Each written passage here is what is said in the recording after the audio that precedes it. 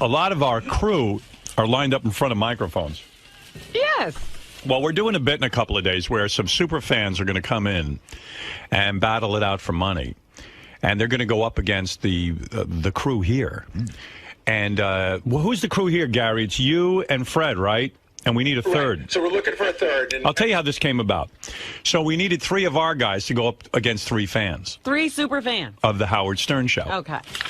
So Gary said, look, I know the most about the Howard Stern Show. It definitely should be him. I'll go up against the fans. They said, then everyone agreed that Fred should go up against the fans. I think with Gary, you've got a slam dunk, period. Well, we'll see. And if anything he doesn't know, maybe I can fill it in. So anyway, I think the third guy was John Hein. And then a lot of guys started going around the station going, why the fuck is John Hein the third guy? Or maybe Ralph even. Yeah. Well, a lot of people got really upset and said, you know what? I know more about the Howard Stern Show than John Hein does. I've been working here longer and I know shit.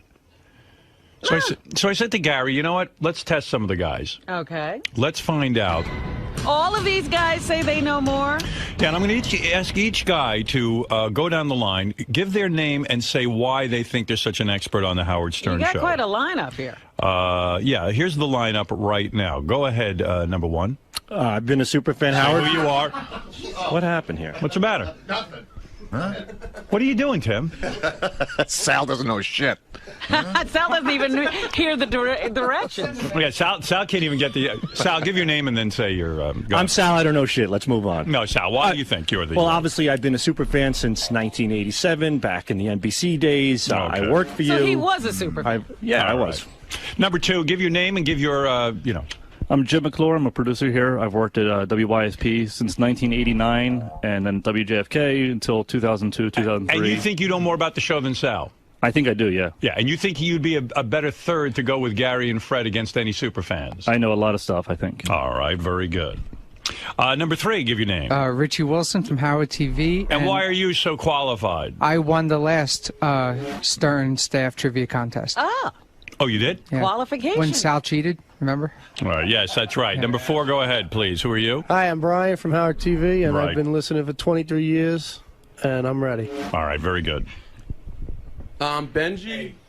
Oh, Hardwire A. Thank you. Yes, Benji. I'm Benji, and I've been a big fan since 2006. Okay, Tim. I mean, who are you? Number whatever. Go ahead. Tim Sabian. I've worked with the show since 1991 and been a fan since you left NBC. You think you know that much about the show? Yes, I do. All right, and finally we have. Hey, it's Jason Kaplan. I was literally breastfed to the show.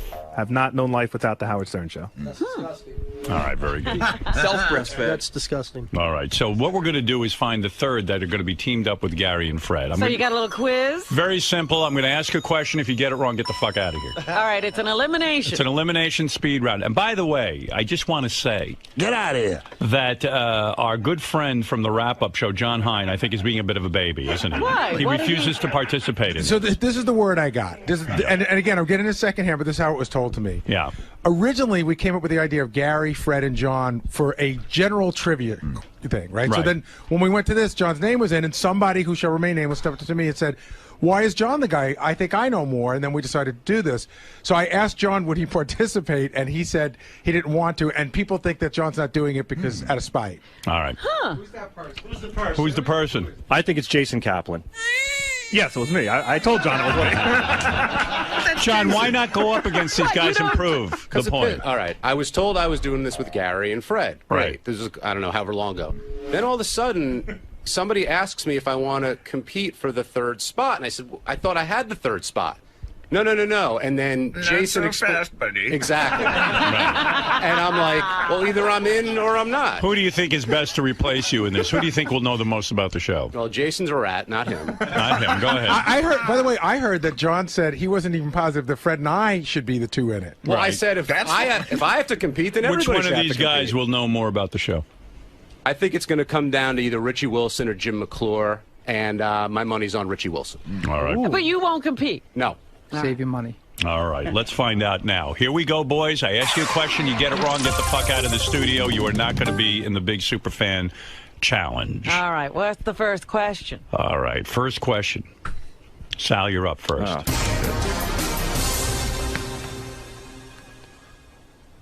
What is Howard's bulldog, Bianca's full name? Bianca, Rebecca, Romaine, O'Connell, Stamos O'Connell. Wrong, you're out. Get the fuck out. Hey, guys, as soon as he gets one wrong, you just yell out in unison, get the fuck out. All right, there we go. All right. Get the fuck out. Get out of here. Get out. I said. All right, some people think that Jim might know everything. Let's go to Jim. Jim, I'll ask you the same question. What is Howard's bulldog, Bianca's full name? Bianca Romaine Stamos O'Connell. Correct. You are in. Don't get the fuck out. Richie, some people think you are the Howard Stern Show expert. Let's find out. What year did Howard Stern graduate from Boston University? I'm getting the fuck out. Do you not know? No. Take a guess. You're not going to figure it out? 68. Wrong. Get the fuck out. Get the fuck out. Wow, he went down fast, huh? Yeah. Bet you all the other guys are going to go down fast. Let's see Brian Everybody's Phelan. standing there like they're confident. What's the answer? What year did I graduate from Boston University? 1976. 1976 is correct. Yes. Benji. What football player did Stuttering John lose to in a foot race? Ooh. Happened here on the show. John challenged him. You were here. What? Say it. Get the fuck out. Everybody. Get out of here. Get the Herschel Walker. Get Wrong. the fuck out. Get. Wrong answer. Goodbye, Benji. All right, Tim. You know what part of this isn't working? Where we all yell out in unison, get the fuck out. Yeah. When I hold up my hand, we yell out, get the fuck out. Okay. I don't like that. All right, let's go to Tim Sabian. What football player did Stuttering John lose to in a I'm going foot to take a race? stab at this. I think it's LT. Get the fuck out! All right. Take your headphones with you. Don't hand us the headphones. I don't want those. Clean those off. All right. Jason Kaplan, you're the guy who started this whole mess. Otherwise, John Hein would be in this already. What football player did Stuttering John lose to in a foot race? Was it Marco Battaglia? That is correct. We're down to 3 guys. All right.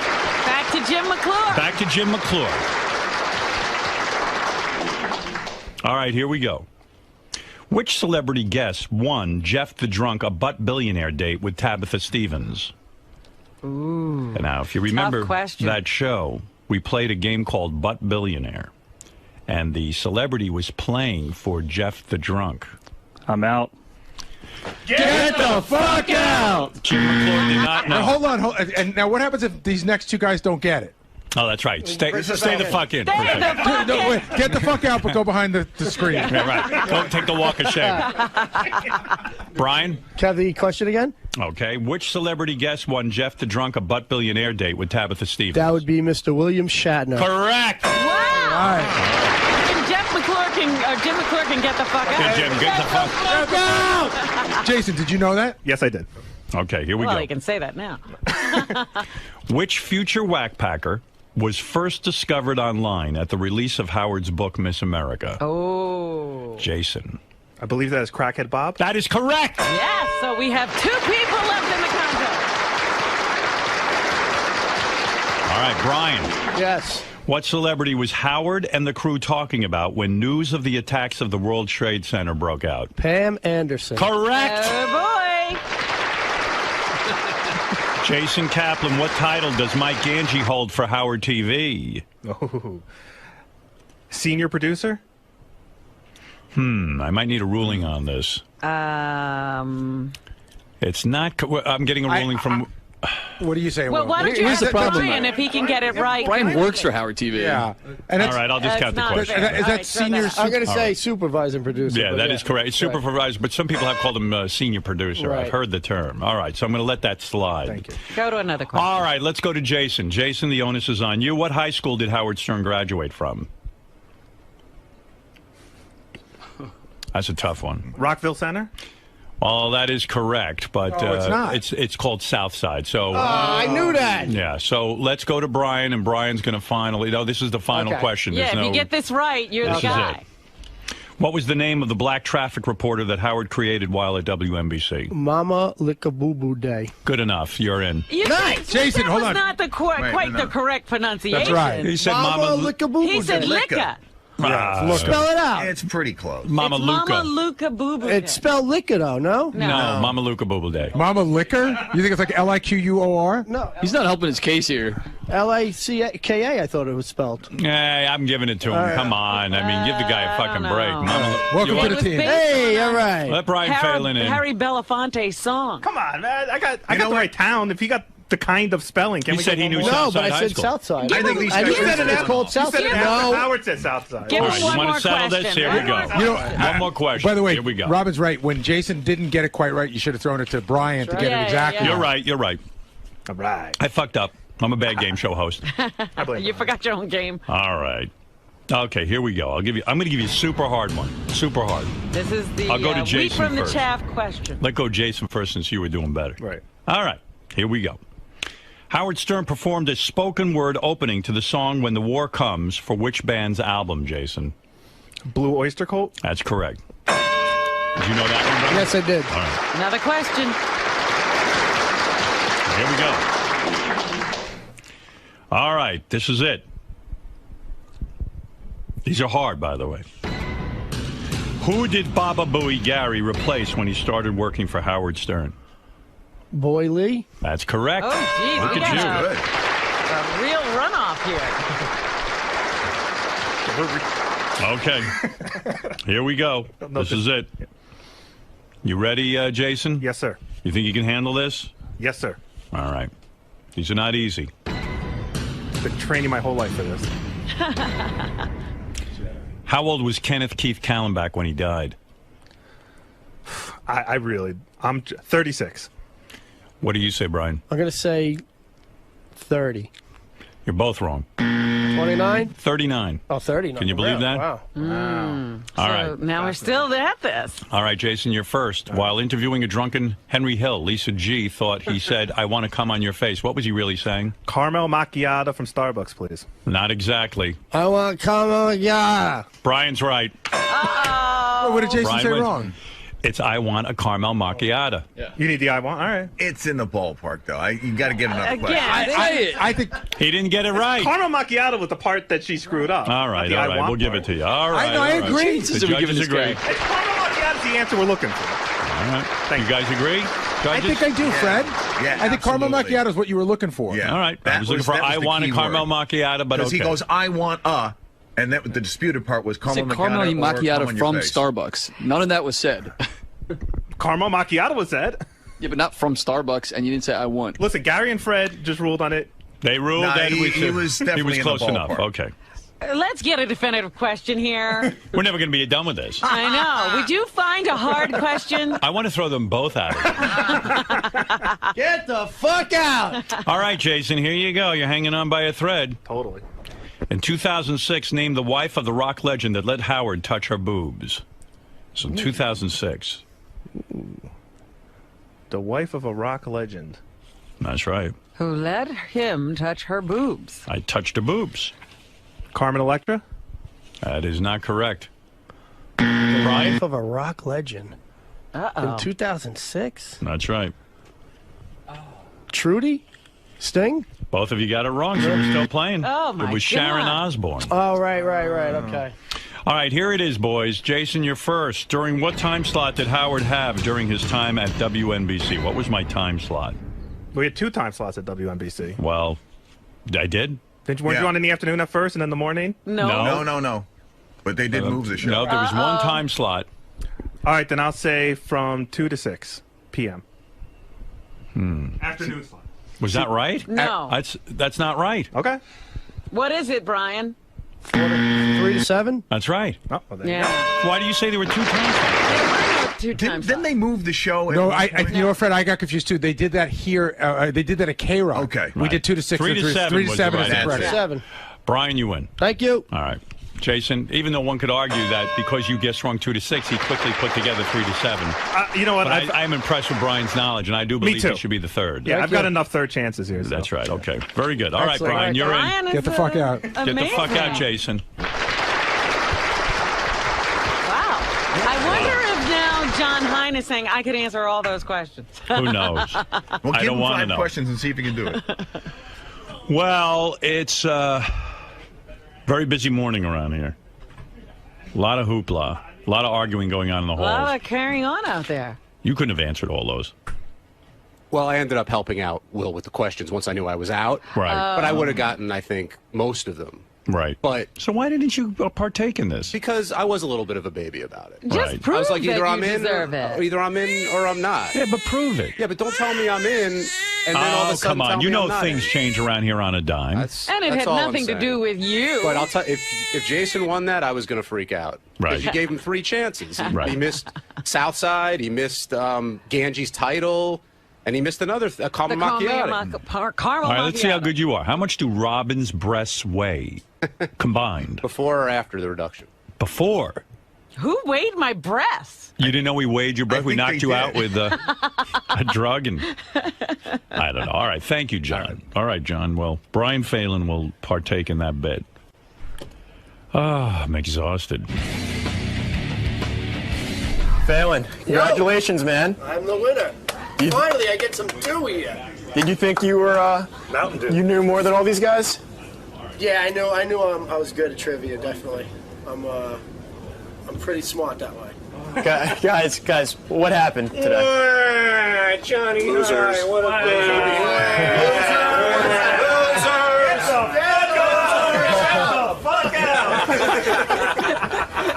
Sal. Yeah. Sal, what happened, man? John's a little fucking bitch. That's what happened. You know, he should wipe his diabetes blood with a tampon, not with that stupid thing. Hey, No, but Sal, you're a huge I Howard came Stern close. What I threw in Rebecca.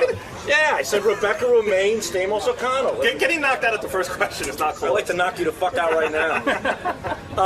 You know, what can I do? But Richie's a legend. He was the winner at the last contest. He was the, my biggest competition, and he got bumped out the first 2, so it wasn't easy. You guys I think don't feel were the questions fair? Yeah, definitely. Yeah, well, the one about the Howard TV titles was a little unfair because of Richie and Brian working directly next to Ganji. I thought that was a little, but otherwise, yes, I thought they were very fair. And the 5 They were tries fair that you enough got for- after you got them wrong. I was gonna say, fair enough for Jason to keep changing the answers every time. So Yeah. I didn't change the reason to stick answers. around. The judges kept my answers. Good job, Benji. Good job. So, Benji. Yeah. What do you think of the contest? Who's, I didn't even know, who's the stuttering John?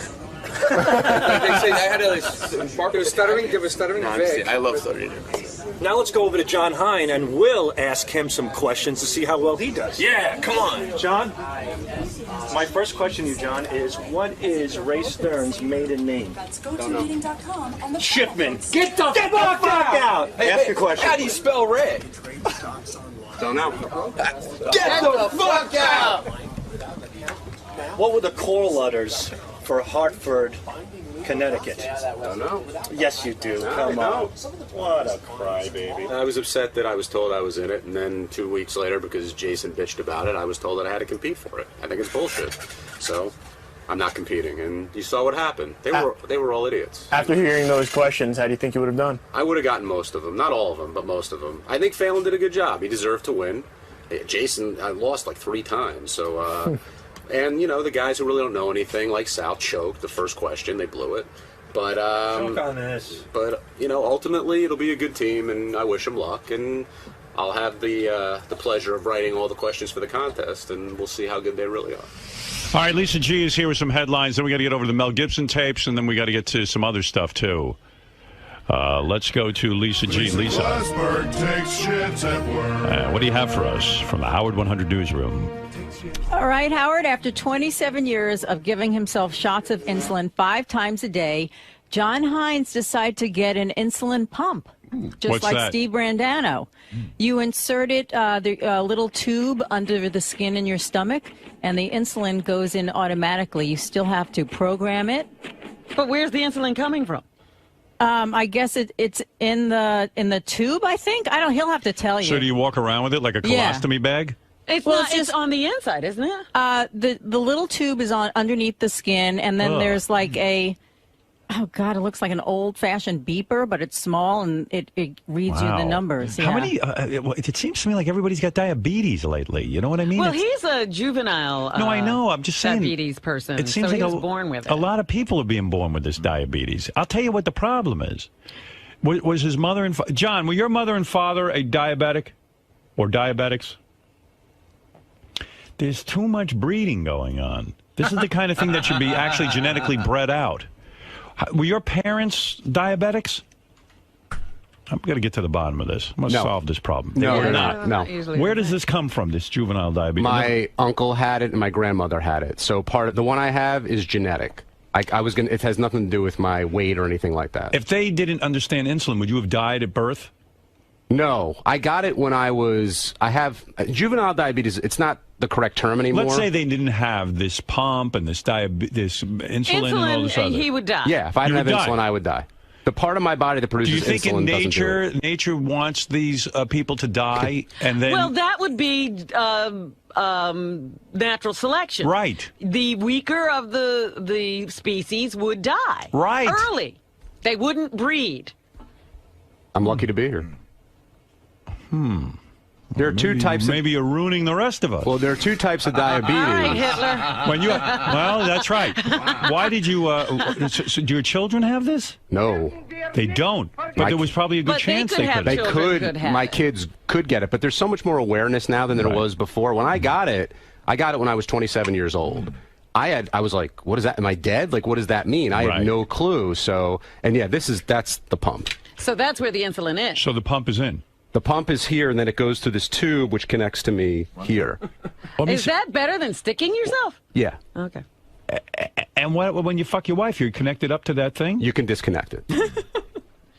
Does she rub it? When you take a shower, do you disconnect? I tell her I'm bionic now. It works really well. well. And that Band-Aid, do you have to replace that Band-Aid every day? This is every 3 days you switch this. So this. Do you shower with that thing on? No, you take it off for a shower. What a pain in the ass. I'm sorry. Well, any diabetic has to do shots 4 or 5 times a day as is. Sucks dick. It does suck. It does. But there are a lot of people who are eating themselves into diabetes these days. That's the other type. Yeah. Like 85% of diabetics they're crazy. Is obesity and all that other stuff. Yeah. Steve Rendano and I were just blessed with it naturally. Only 3 million people are type 1 like John and Steve. Right. So they're not the problem. I'm worried that more and more people are going to be born with this. I don't think that's really. No, I think that's right. I do think it's going to get worse over time. Sure. Listen, the gene is being passed on. They also are coming up with like amazing breakthroughs in this area as well. Right. Jeez. You know, like all of this stuff they're doing with stem cells and. Life isn't hard enough. Now you got to walk around with a fucking pump. That's why I didn't get it for a long time. I didn't want anything connected to me. Right. It feels like an IV all the time. You know, like 24/7. So that's why I resisted. But it's really the best way to take care of your diabetes. So you never have a fluctuating blood sugar? Oh, I do still. But this acts more like your pancreas does, giving you slow bits of insulin all day long. Is there anything good about being a diabetic? In other words, I was thinking the other night, like, I love the fact that I have good hearing. But if I had no hearing or I had a hearing aid, it'd be like I could take out my hearing aid and then I wouldn't have to hear like noisy neighbors. So there would be a benefit to being deaf. Yeah. Like with my glasses, I used to really annoy me when people stare at me in a restaurant. I take off my glasses, I can't see them. So there was a benefit to having bad vision. Well, are there any benefits to being a diabetic? If you're really hungry in a situation, like on a plane one time, stewardess was being really obnoxious for some. I asked what the meal was because I needed to shoot the right amount of insulin, and she was like, just kind of blew me off like I was an annoying passenger. And I said, I'm diabetic, I need to know. She came with pretzels, like peanuts, anything I needed then, she got it. So you could play that card from time to time. That's like the handicap card. Right. But we could all say that. Like often I go on a plane and tell people I'm a heart attack patient, a heart patient. That way I get special treatment. I often do this. So anyone can say they're diabetic, which I'll now use. I'll put that in my repertoire. But I'm just wondering if there's any real benefit, like a superpower. No, I don't think so. Yeah. I really don't think so. There really isn't. Mm-hmm.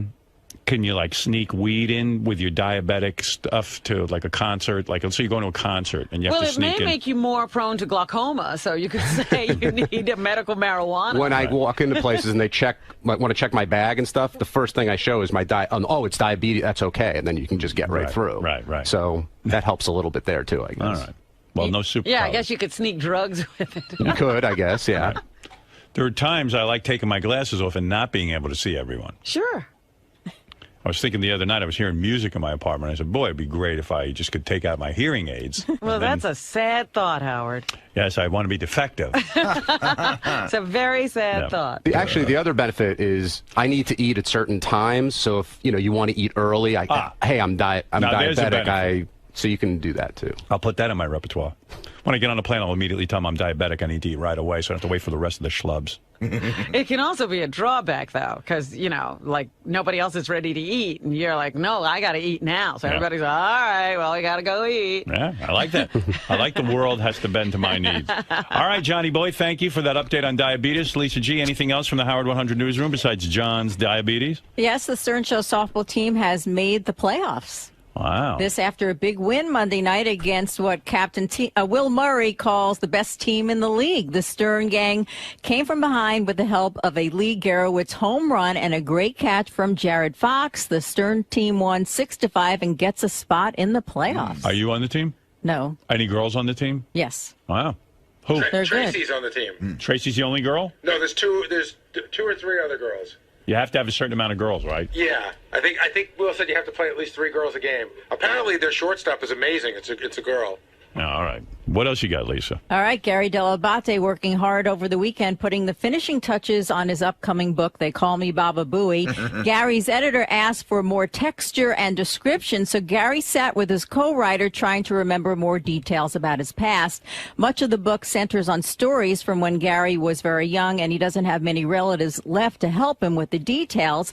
And those that are still around didn't really know much about the family secret and what was really going on with Gary's mother. The final draft is due in the middle of August. Hey, Gary, that doesn't mean I have to read that thing again, does it? No. Yeah, I'm done. No, I did one reading, and One pass. I did that under protest. Yeah, no. In fact, I'll talk to you about it later. But you have no work left to do. Good.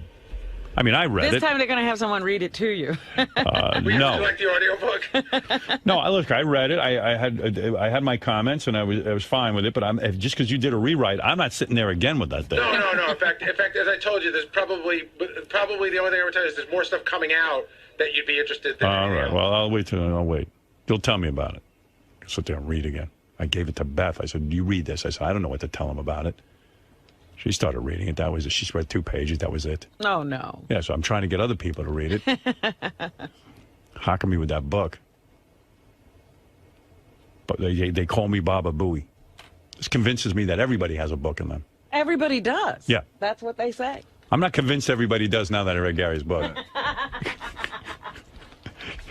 When I was at Record World, there was one fellow who used to come in there on a regular basis. See, I'm interested in the guy whose life was coming to the record. Yeah, his book I'll read. Oh, Baba that's Booey. amazing.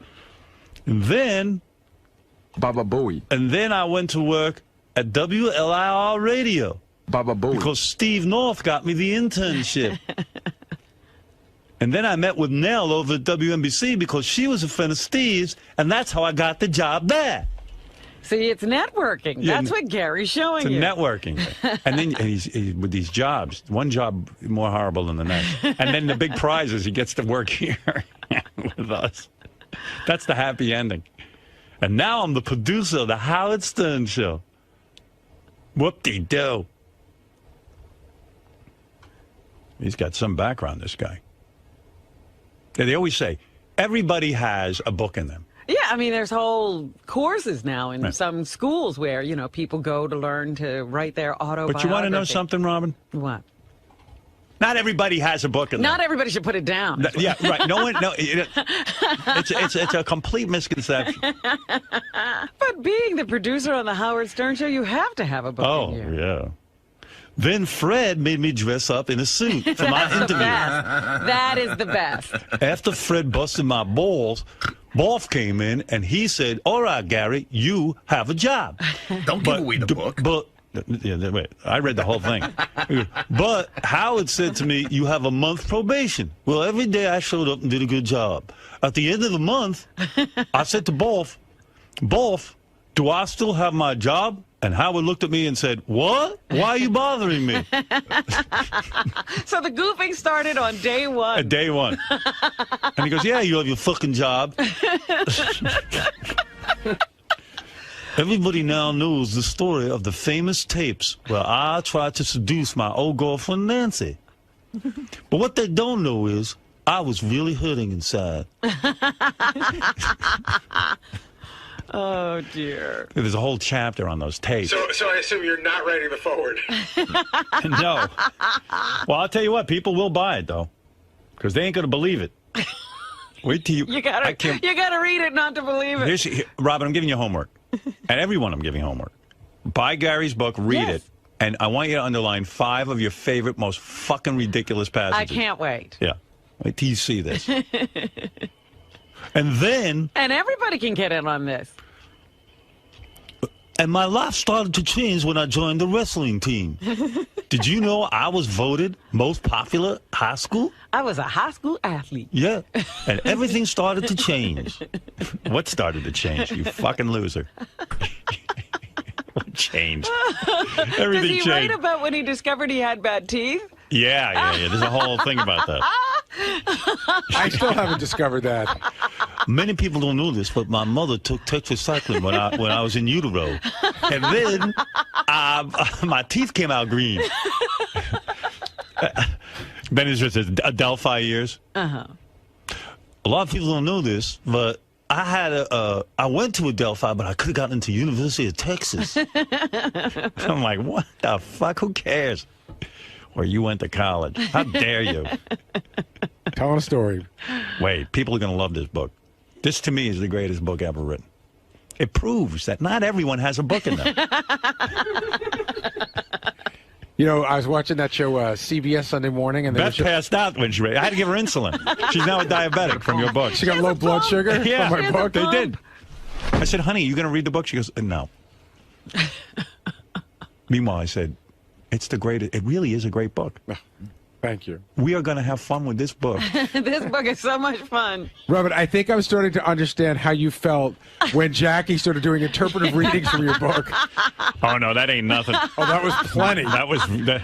Oh, my God. I would have hit him, by the way. Chapter 8. Jackie had such life in him at that time. He was like, I've got material. Chapter 8. How my life would have changed if I went to University of Texas. Did you know I was most popular in high school? I did not. Many people will not believe it. But once I was on wrestling, I became very, very popular. You know what's funny about you? You're an interesting person. I'll tell you why. Why is that, Gary? You can't remember anything. Right. But when He's you remembering haven't missed a fact yet. You know, they gave me the IQ test. I didn't want to tell you this. And they asked me to retain everything I read in the last book I read. And they couldn't believe the retention level. Yeah, your retention's amazing. You're like, oh, Gary, I can't remember this, but this you fucking remember. This book, forget about it. I'm summa cum laude in Baba Booey. Yeah, you know what that tells me? It tells me you were entertained. Oh, yes. I'm giving it a big thumbs up. I told you. And I read the abbreviated version. Now they're coming out with a new version. Yes, what I read, I don't know. This is the more intense version we're getting. And I'll tell you this. I will buy a copy of the book, and I will underline my new copy of the book. And I will do interpretive readings from the book. Good. It's gonna take me through the last month here. When's it coming out?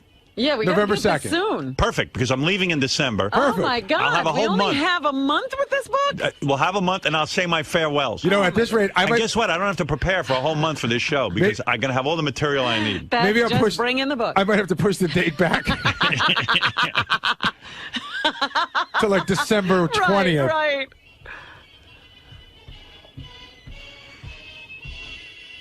All of the Diabetesl𝗛cie men had nicknames. My father's name was Sally Foo. He knew all the mobsters. Wow. That's right. My father could have been a mobster, but he he could have gone to the University of Texas. His father could have been in the mob, but none of that ever happened. Well, none of them touched me. All of those things would have been interesting. All the things that didn't happen were more interesting than the shit that happened. So I read 2 chapters of his father selling ice cream. I know a lot of stuff about Gary now. He had a lot of weird jobs.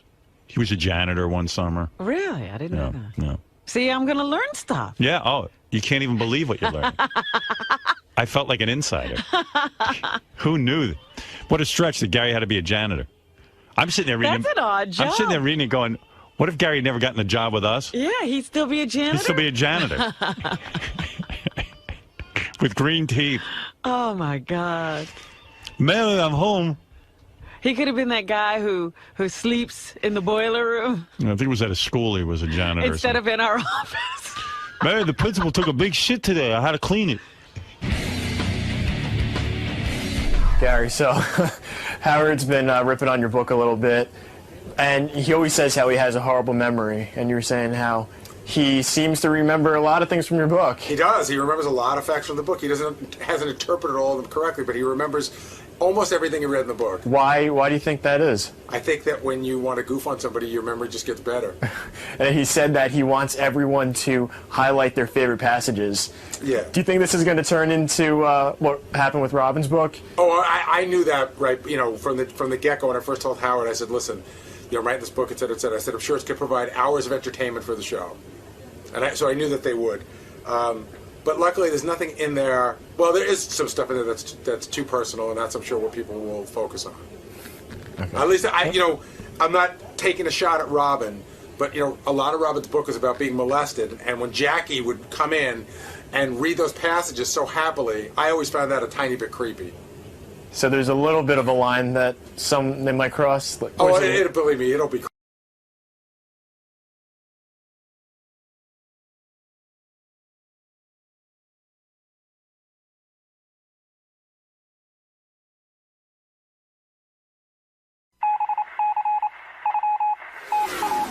You're watching Howard TV's HD Clip of the Week. Adrian Grenier and Kevin Connolly. It's actually Grenier. Adrian Grenier. Okay. Yeah. Yeah, that's a tough one. I never knew how to pronounce that either. Yeah, these guys are on the hit show Entourage on HBO. There's the boys. There they are in the flesh. Man. What's up, guys? How you doing? Hey, fellas. Good to have you on here.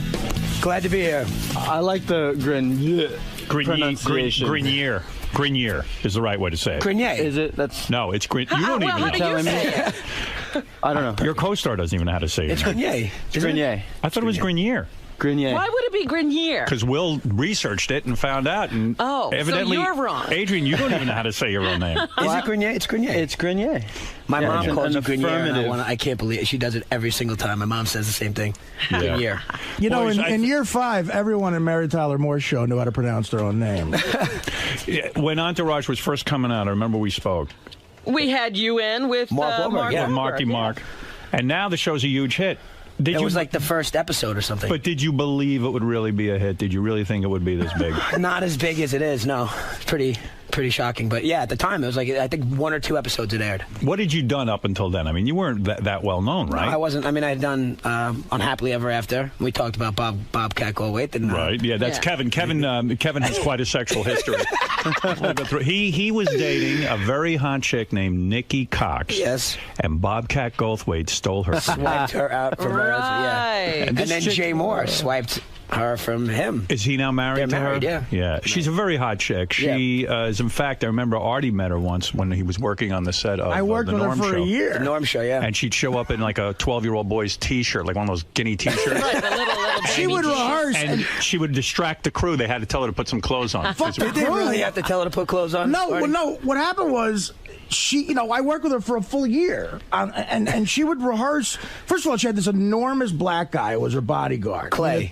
Clay. Who was she I mean, from you guys? She had to have a bodyguard at all times. She had a real, serious problem with a stalker years ago. Okay. And this guy is so intimidating, but she would show up. At the time, she was 21. And she would show up to rehearsal with like a 12-year-old boy's guinea T-shirt on. Wow. And fuck the crew. Me and Norm said, listen, we can't act as it is. They're trying to act here. I mean, I can't. She might have been the reason that show got canceled. That probably is right. We had to switch our names in the cast to our real name. I originally had a different name. Kevin, how devastating is it when you lose a girl like that to Bobcat Goldthwait? It was not my finest. It's not one of my finest moments. How did you tell How did it affect your working with him, though? We did actually another year like that with them together. Yeah. Ooh. So. Yikes. How did she tell you? I read it somewhere or something. Oh, Even you're worse. kidding. Yeah. It's a terrible thing. It's a terrible thing. And now she's dating Jay Moore. She's married to Jay Moore, who's a nice guy. Listen, that was like 10 years ago, 12 years ago. I've been to hell and back since then. But was this going on behind your back for a while? Is that what you're saying? I always assume that it is. If you think it's not, you're just in denial. I'll have you know, I will never Whether do or that not to it you, was, Kev. yeah, thank you, Adrian. Adrian gets lots of women. We're going to get I to don't need your women. We're going to get to your resume. I imagine it is not very difficult for you to get women.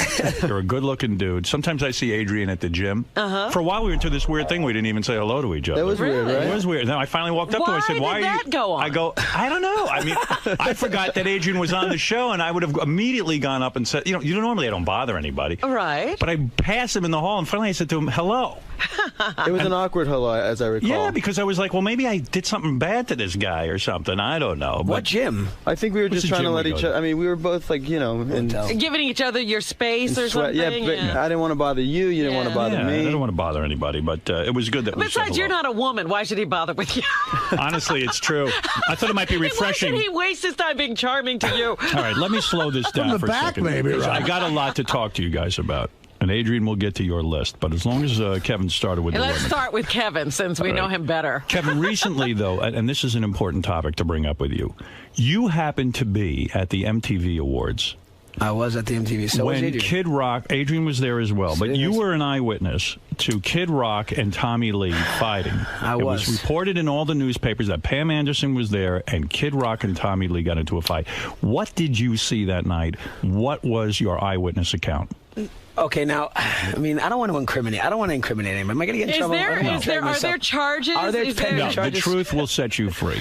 What did you see that night? That's all I'm asking you. Okay. I saw, Kid Rock. We were all at one table. And, Adrian, you were there. You have an eyewitness account as well. Are you going to chime in? You saw it too? Yeah, we were both sitting there. Yeah. Now, did the police interview you guys afterwards? No. They did not. Why not? Why wouldn't they interview? I don't know. think there have been any charges. Oh, okay. I don't know. That's good. I was actually mesmerized by the performance on stage. That's the one thing why most people didn't really see what was going on, because Alicia Keys was on stage and she was killing it. Phenomenal. Really, I find her a little boring. Not this night. She was not. She was good. Nothing boring about what she was And she lost weight, did she not? She just better. looked great. The performance, everything that she was doing was unbelievable. So all eyes were on her. Not to mention we were right there, so she's like standing on top of us. So why are these two fighting? First of all, listen, I don't know Tommy at all. Kid Rock, to me, was like one of the coolest dudes. I could not believe it. I was very impressed with him. He just was like a nice... He's a very nice normal guy, you know, and he was sitting there, and I guess Tommy Lee came over. Right. And sat down sat next to him, and Kid Rock sort of, just... dicked him. Yeah. I mean, I don't know how else to say Was it a sucker punch? No. Not that I saw. Well, all right, let me take you through this. You're sitting at the table, you're minding your own business. Tommy Lee walks over to Kid Rock's table and plunks his ass down in the seat next to Kid Rock. Now, the other thing to keep in mind is we're all sitting in our, Kid Rock is sitting in his assigned seat. Right. It's not like Kid Rock was looking for anything. That was his seat. He was there for 2 hours. He was there the whole night. Tommy Lee walks over, sits down right next to him, which is going to be tough because here they were married to the same woman. A lot of mean things were said. Did he say anything? It looked to me like I don't think that Tommy Lee really even realized he did it.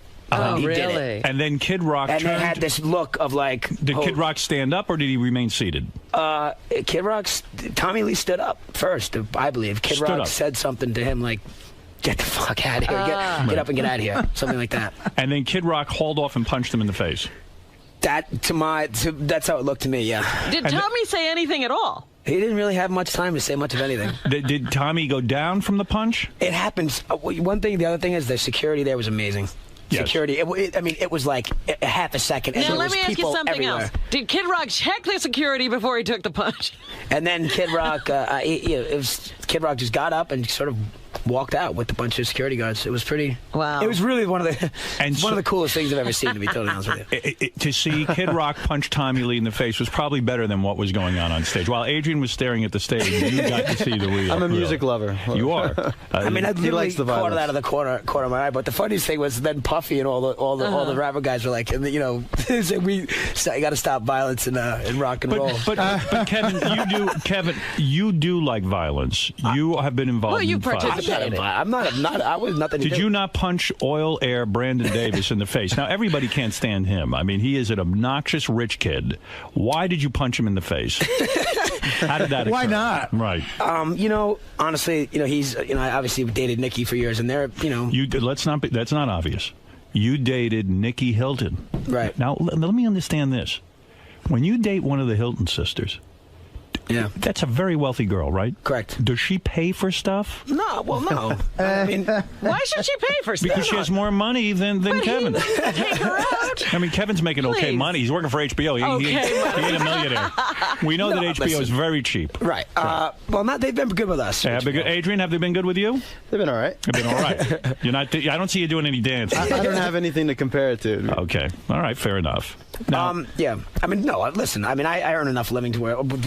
Do I pay for dinner? Of course. Would I do that kind of stuff? He used to have to compete financially with her a little bit. As I recall, he spent a lot of money on gifts because he had to sort of show her that Kevin Dillon used to say, "You're setting the bar too high early, bro." And you would hang out with Paris Hilton and Nikki Hilton. That's got to be a great, fun scene for you, right? Yeah, and they were the whole family. They were always very nice to me. It'd be easy to sit here. Where it shows, though, is like on vacations.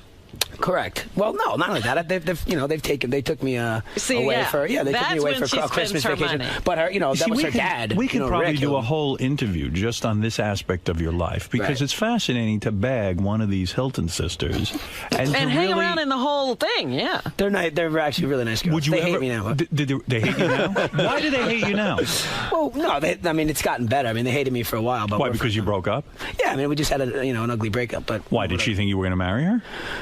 She thought a lot of things, but we're friendly now. Why did you break up? It seems like a good situation. Attractive girl. I mean, money, the whole thing. We were together for a long time, and some things just run their course. Yeah. How run their course? Huh? When you start banging her, was this before Entourage? Actually, yeah. No kidding. Yeah. So did you have to choose between the sisters? I mean, you go out. Do you have to say, should I go for Paris or Nikki? No. Who's got the tighter vagina, Nikki Cox or Nikki Hilton? Oh dear. Come on, let's get that. Dear. Who's tighter? Who's better in bed? Very good friends. Who's better in bed? Nikki Cox or Nikki Hilton? You go to a girl. You go into an island. They say to you, the only thing you can bring. You get one Nikki. Which would be a tough one. You go with Cox or Hilton? That would be a tough one. It would. That would be a tough one. Well, what's your choice? I'm giving you Schindler's List now.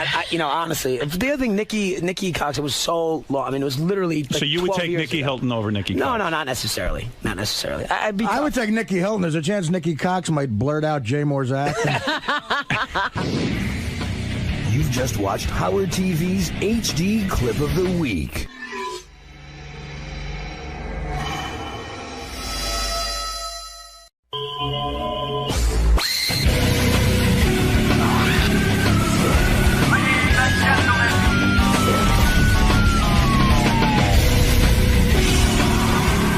Yeah, hey, I'm Slash, and I'm here promoting my book, Slash. And that's basically it. And I have no idea. I'm sure Howard's going to ask me about a lot of the little stories that are in the book, but I don't know which ones he would have picked up on. Probably all the lewd ones, I'm sure. Now, is there anything that you don't want to talk about in there? I'd like to try and keep away from talking about Axel in any great detail, because that's always sort of unnecessary. And I'm pretty much wide open for anything else. Slash is here from the legendary band Guns N' Roses, and more familiar to you now is Velvet Revolver is his new band with the looking quite good with the great Scott Weiland, and I can't imagine what an effort must have gone into this for Slash to write a book. But I'm telling you, he doesn't look like a guy who would be calling you at 4 o'clock in the morning. With a story. I'm reading a lot of the book now, actually. Here he is. It's killer stories in there. Look at him. Look at you. That's you. All right. Guy's a great rock guitarist. Spent many a day, I am sure. When you wrote this book, Slash, did you talk about your days as a really young man where you would... I mean, a few rock stars write about what it's like to become a professional musician. I mean, yes, people concentrate on the more sensationalistic aspects of this book. After you've gotten there, the sex, the drugs, and all that stuff.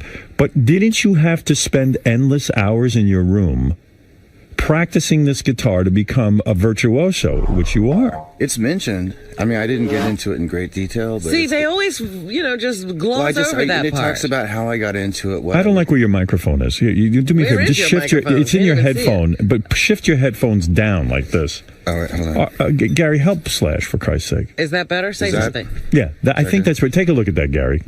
Help Slash out, for Christ's sake. The man's not a professional broadcaster. Oh, there it is. Okay. There it is. Cool. Okay, now it's good. Now it's good. So what I was getting at was, I mentioned how I got started and what I was into, what I was listening to at the time, and how I used to spend 12 hours a day and how I got completely engrossed in the whole thing and whatnot. There was a period. It does take 12 hours a day. Right, but it's not because for me personally, it's not because, you go, okay, it's whatever time, 9 o'clock in the morning or something. I start now, and then there's a lunch break, and then I get done. No, you were a kid who was obsessed with guitar. I was obsessed, yeah. So every waking moment I spent with the guitar. And what was it that inspired you? I mean, what was it that made you say, I want to play the guitar? So, it's a long story. What happened was Steve Adler, the original drummer for Guns N' Roses, he and I met when we were about 13, and we basically ditched the 7th and 8th grade together, and just we're best friends. And he had a guitar, a little cheap guitar, electric guitar, and a cheap little amplifier, and he had a little turntable, and he used to crank Kiss, as loud as it would go, and then turn the amp up. And he didn't know how to play, but he would just bang on it. And it was the excitement of that started that whole sort of, you can imagine, teenage thing where it's like, oh yeah, we got to start a band. It's a great thing in life when you have a passion like that. Do you think that you had exceptional musical talent, or was it this unbelievable dedication to practicing? I think basically I was raised on a lot of music because my parents were in the music business, and I loved rock and roll from the minute I could remember. And then when I actually picked up the guitar and put those realistically 3 notes together that make a rock lick, that have that rock sound to it, right, I had a knack for it. Did you ever take a professional lesson from a teacher? I tried to, yeah. And it didn't work? Well, what happened is I had this guy. When I started, what I was getting at with Steve was he was going to play guitar and I was going to play bass, right? So I went to a local music school that was in the neighborhood. And I went in there without an instrument, and I said, I want to learn how to play bass. And the teacher was like, well, do you have an instrument? I said, no. So he started talking to me about trying to get into my head about what I knew about music, where I was headed, what I wanted to do. And while he was talking, he was strumming the guitar, and playing some Hendrix licks. Yeah. I said, that's what I want to do. And did you ever learn how to formally read music? Not very much. I started out with the basics. When I was in the music school, he sort of taught me some rudimentary stuff that was really handy. I learned how to string a guitar because my first guitar only had 1 string. And is it mostly by ear that you played, even with Guns N' Roses? Like you would hear something in your head and then you would just try to figure it out on the guitar? It starts out like piano lessons, scales. You're trying to read music, right? And that didn't sound anything like what I wanted to do. So I noticed that he could listen to any song that I would give him, and he could pick it up and learn it by ear. And I said, I can do that. And I quit school and I went and did it on my own. So if you need to learn a piece of music, you just listen to it. Yeah. And so when we're writing stuff for, say, any number of bands that I've been in, or I go and do a session with any number of artists, I just go in and do it by ear. The only person that I went in and worked with that I had to do... Let me guess, Michael Jackson? No, Ray Charles. He wanted you to what? Read music? I had to read chord charts. You did? Yeah. And was that difficult? It was, Ray Charles chord charts are not like anybody's chord charts. These are very, the reason I had to read the chord charts was to actually remember all the different chords, because there's so many and they're all jazz chords, which I hardly ever use. So when you went into a session with Michael Jackson, let's say, he would play you a piece of music and say, hey, Slash, see what you can do with this? Yeah, he would give me an arrangement, and then he would go, do whatever you want, and he would leave. When you had to write a book, I mean, that sounds ridiculous that you had to write a book. That sounds like another chore. But I started thinking about your life. Mm-hmm. You are a guy, like a free spirit. I don't think you really sat and worried. Like, you've been married 3 times. Twice. Okay. But one of your wives, didn't you bang some chick like the night before your wedding? My current wife. Yeah. You cheated on her the night before the wedding, right? Yeah. And that marriage is working. Yeah. But don't you think, it is working. Well, she's got balls, But don't you think, like, in a way, I mean, with all the drug use, out of control behavior, all of this stuff, I go back to your childhood. It was a wild childhood in the sense that your mom even was having this torrid love affair with David Bowie while you were just a child. Is that right? Yeah. True? Yeah. Yeah. Well, torrid's a pretty heavy word. No, I mean, you mean affair like that? She was still married to Slash's dad? My mom and dad were separated Okay. at that point. And was your dad a black guy? No, he's white. My mom's black. Your mom is black. Is Bowie's thing black chicks? No, he's Well, had he's white dated chicks. a couple. Yeah. Yeah, and he's married to a black chick now. I think that's his thing. Wait a minute. Why does it have to be a thing? just Actually, because a he lot wound up with of black white chick? English guys like black girls. You know, my dad too. Yeah. He's English. Yeah. And I've noticed it also on some other, occasions. You would I don't say want to it's a stereotype thing, them, huh? but yeah. Right. Did you because people don't think of you as black. Do you think of yourself as black? I don't think of myself as anything really, but when it comes up, I'm just a mixture of the two. And Was your mother rejected by the black community because she married a white guy? No. I mean, maybe I was too young to really say anything about that because I wouldn't know. But as far as I could tell, there wasn't any issues. Was there ever shame or I'm humiliation? sure there was a little bit. Was there ever shame or humiliation in your life that you had a black mother? Did white kids try to shame you for that? No, but I think there was moments. I mean, I really came from a different side of the tracks, no matter which school I went to or what neighborhood I lived in when I was coming up.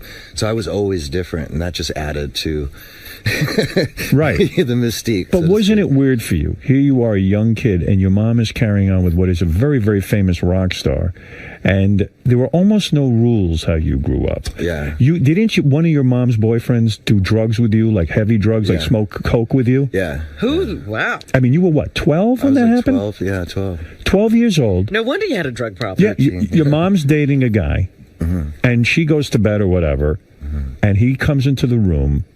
And he says, "Let's get high." No, my mom didn't know anything about it. Right. She wouldn't have allowed it. No, understood. No, he at some point he came to me and he's like, I know you do this stuff. Like, he was a photographer and he needed, misery loves company. He needed somebody to get high with, is what it was. And we go in the dark room and he'd get me loaded.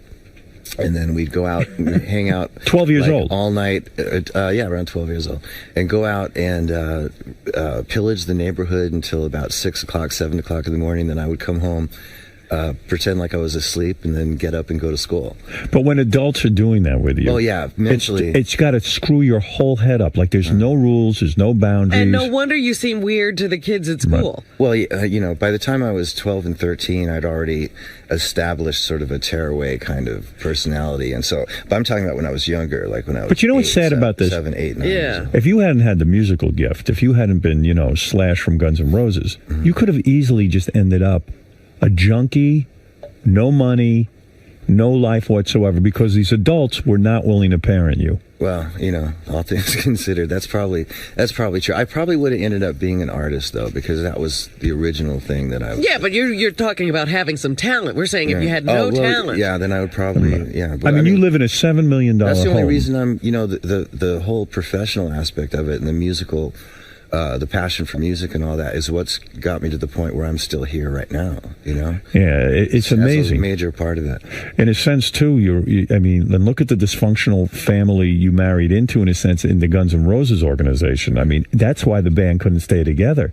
I mean, in a way, maybe that's why you were attracted to Axl as a partner in music, because he was screwed up. Out of it too. You were screwed up on drugs. I mean, who was the biggest drug addict in that band? It wasn't you. It was pretty much. Well, no, I think it was myself and Steven. And Izzy went through a period. Axl was never a drug addict. Oh, he wasn't. He's just difficult. He's straight. I mean, he would get high from time to time, but he's never been an addict. Do you ever wish that Axl would come to his senses even now and just put the original Guns N' Roses back together again, go on tour, make a ton of dough, do you remember why I think it's you were so mutual. It's more mutual. Yeah. Yeah, but what was it about you and the rest of the guys that he just would never want to get together with you again?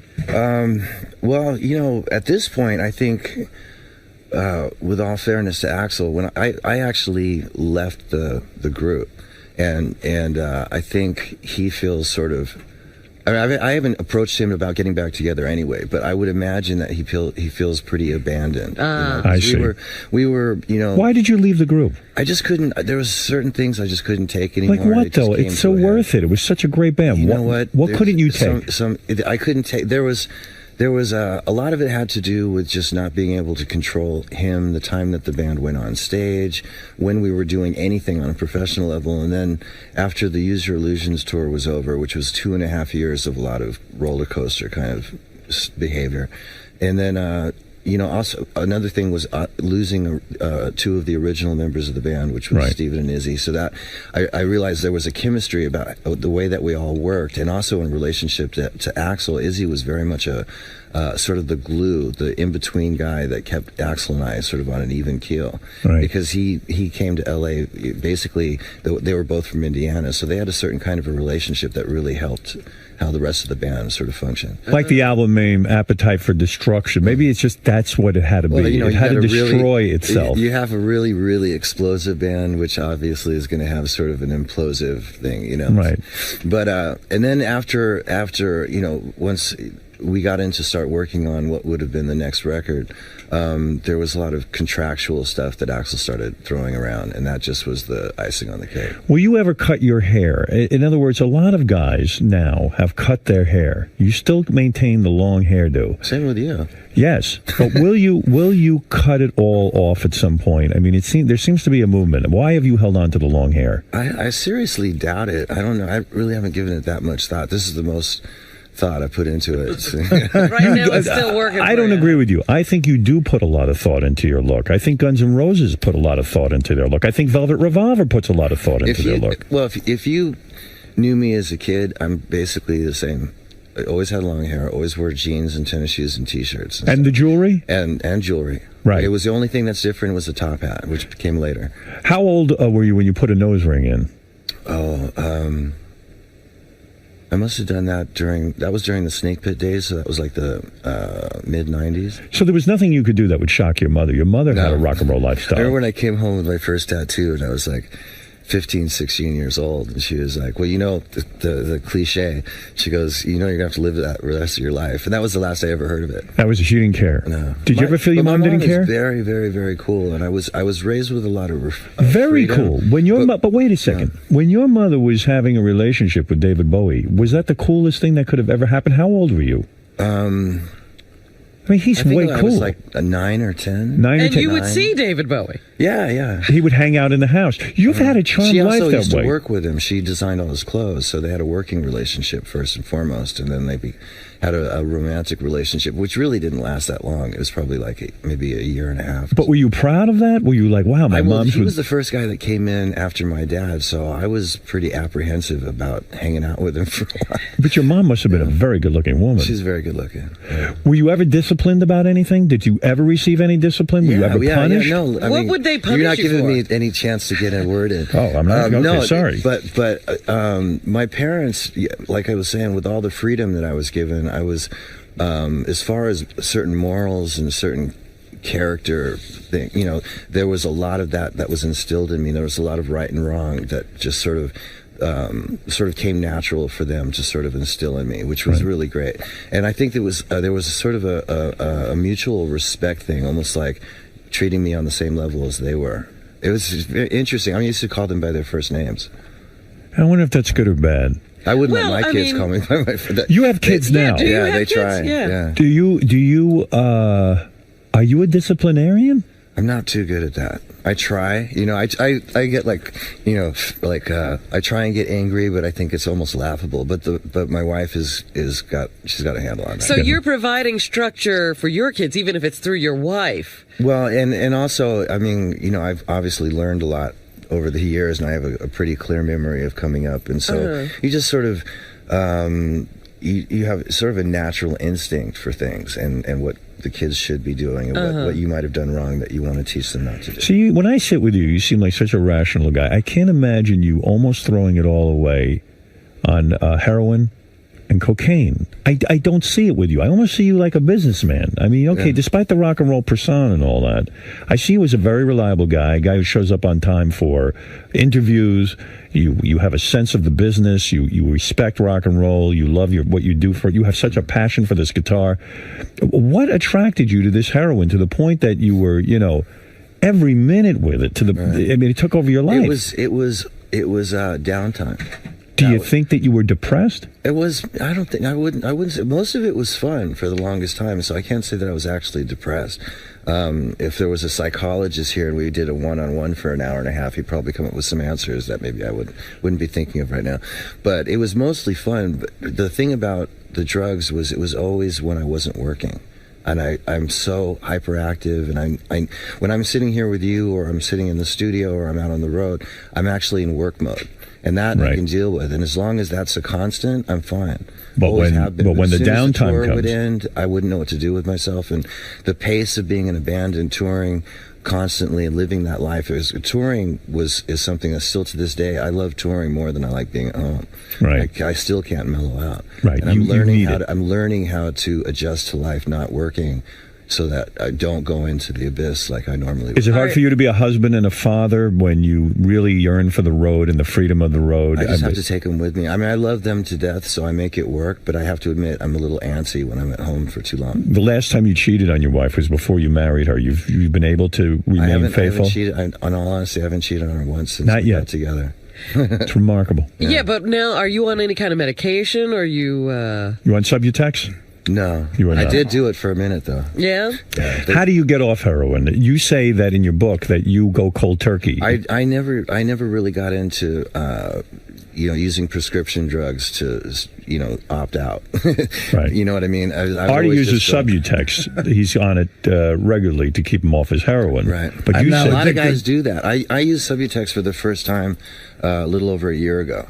And that's how I got off the Oxycontin. Oh, you were on that too, huh? Well, that's heroin. I mean, people don't realize it, but that's heroin. But before that, there was this stuff called Buprenex, and that never worked for me. And I don't think I did it properly. But it's funny, in your book, you describe your first heroin experience as not even being all that great. You were in the studio, 1984, with Izzy. That was the first heroin experience where I smoked it. I see. But the first time I ever shot it up, that was it. Why would you go to shooting it if smoking did nothing for you? Because, I don't know, Because you couldn't believe you didn't like it. You mean when you smoked it, what was the reaction? We were when I smoked it, I felt a little bit queasy, and I don't think I knew exactly what I was doing, so I didn't get the full effect that I was supposed to get. And then how much time passed when you said to yourself, I have an idea that if I injected this, I would be happy? It probably was about a year. A year? Yeah. Maybe in those days, a short amount of time seemed like forever. So it could have been 6 months, but it seemed like a year. You mainlined. Yeah. But isn't it a weird thing, to start wrapping your arm with something and cooking up drugs? It's actually half the fun. Oh, really? Yeah. It really. Do you still dream of it? Do you still miss it? No. You don't? You know what? Because I stopped doing it as on a regular basis in like 1991, as soon as Guns N' Roses went back out on the second record. And I stopped, and I chipped a couple times along the way over the course of however many years. I'd probably put like maybe 7 or 8 times, and it never was as good as when I first did it. It was always chasing the dream, pain in the ass, and it just after a while you just resigned to the fact that it's just not going to be like that anymore, and you sort of let it go. All right, so you're drug free now. I've had moments where there's been people around who have had it on it, and there's in the back of your mind there's that sort of like, a sensation of going, oh yeah, wow, but your rational thinking just takes over and goes, you don't want to go. You never did any rehabs I did my first real rehab stint about a year ago. Really? Yeah. That recently. Would you laugh at guys like Aerosmith when you guys would go out on tour with Aerosmith when you were in Guns N' Roses, and they would have rules where, in order to protect their sobriety, you couldn't even drink alcohol around them, or you had to hide it and drink it in a cup and this and that or the other thing. You don't place those kind of demands on other people, do you? No. I actually like it when, within reason, that people are, I like to be out with people and know that they're able to drink and stuff like that. It makes me feel more comfortable. You don't even drink anymore? Wow. Nothing? I know, right? Wow. But I play a lot better, and I've been very productive. And this particular point in my life, it's actually working. When you go to rehab and you show up, and you're a very famous person, do you go to a rehab specifically for famous people? Well, this particular rehab that I went to wasn't necessarily for famous people, but you had to have some cash. You had to have some major dough. So you're in there with some big players. There was actually nobody there when I went in. You had your own rehab. I was the only client, which was great. You know, isn't that a little scary? My own bedroom. I think I was really in control going in there, knowing why I was there. So I think I really went to rehab more.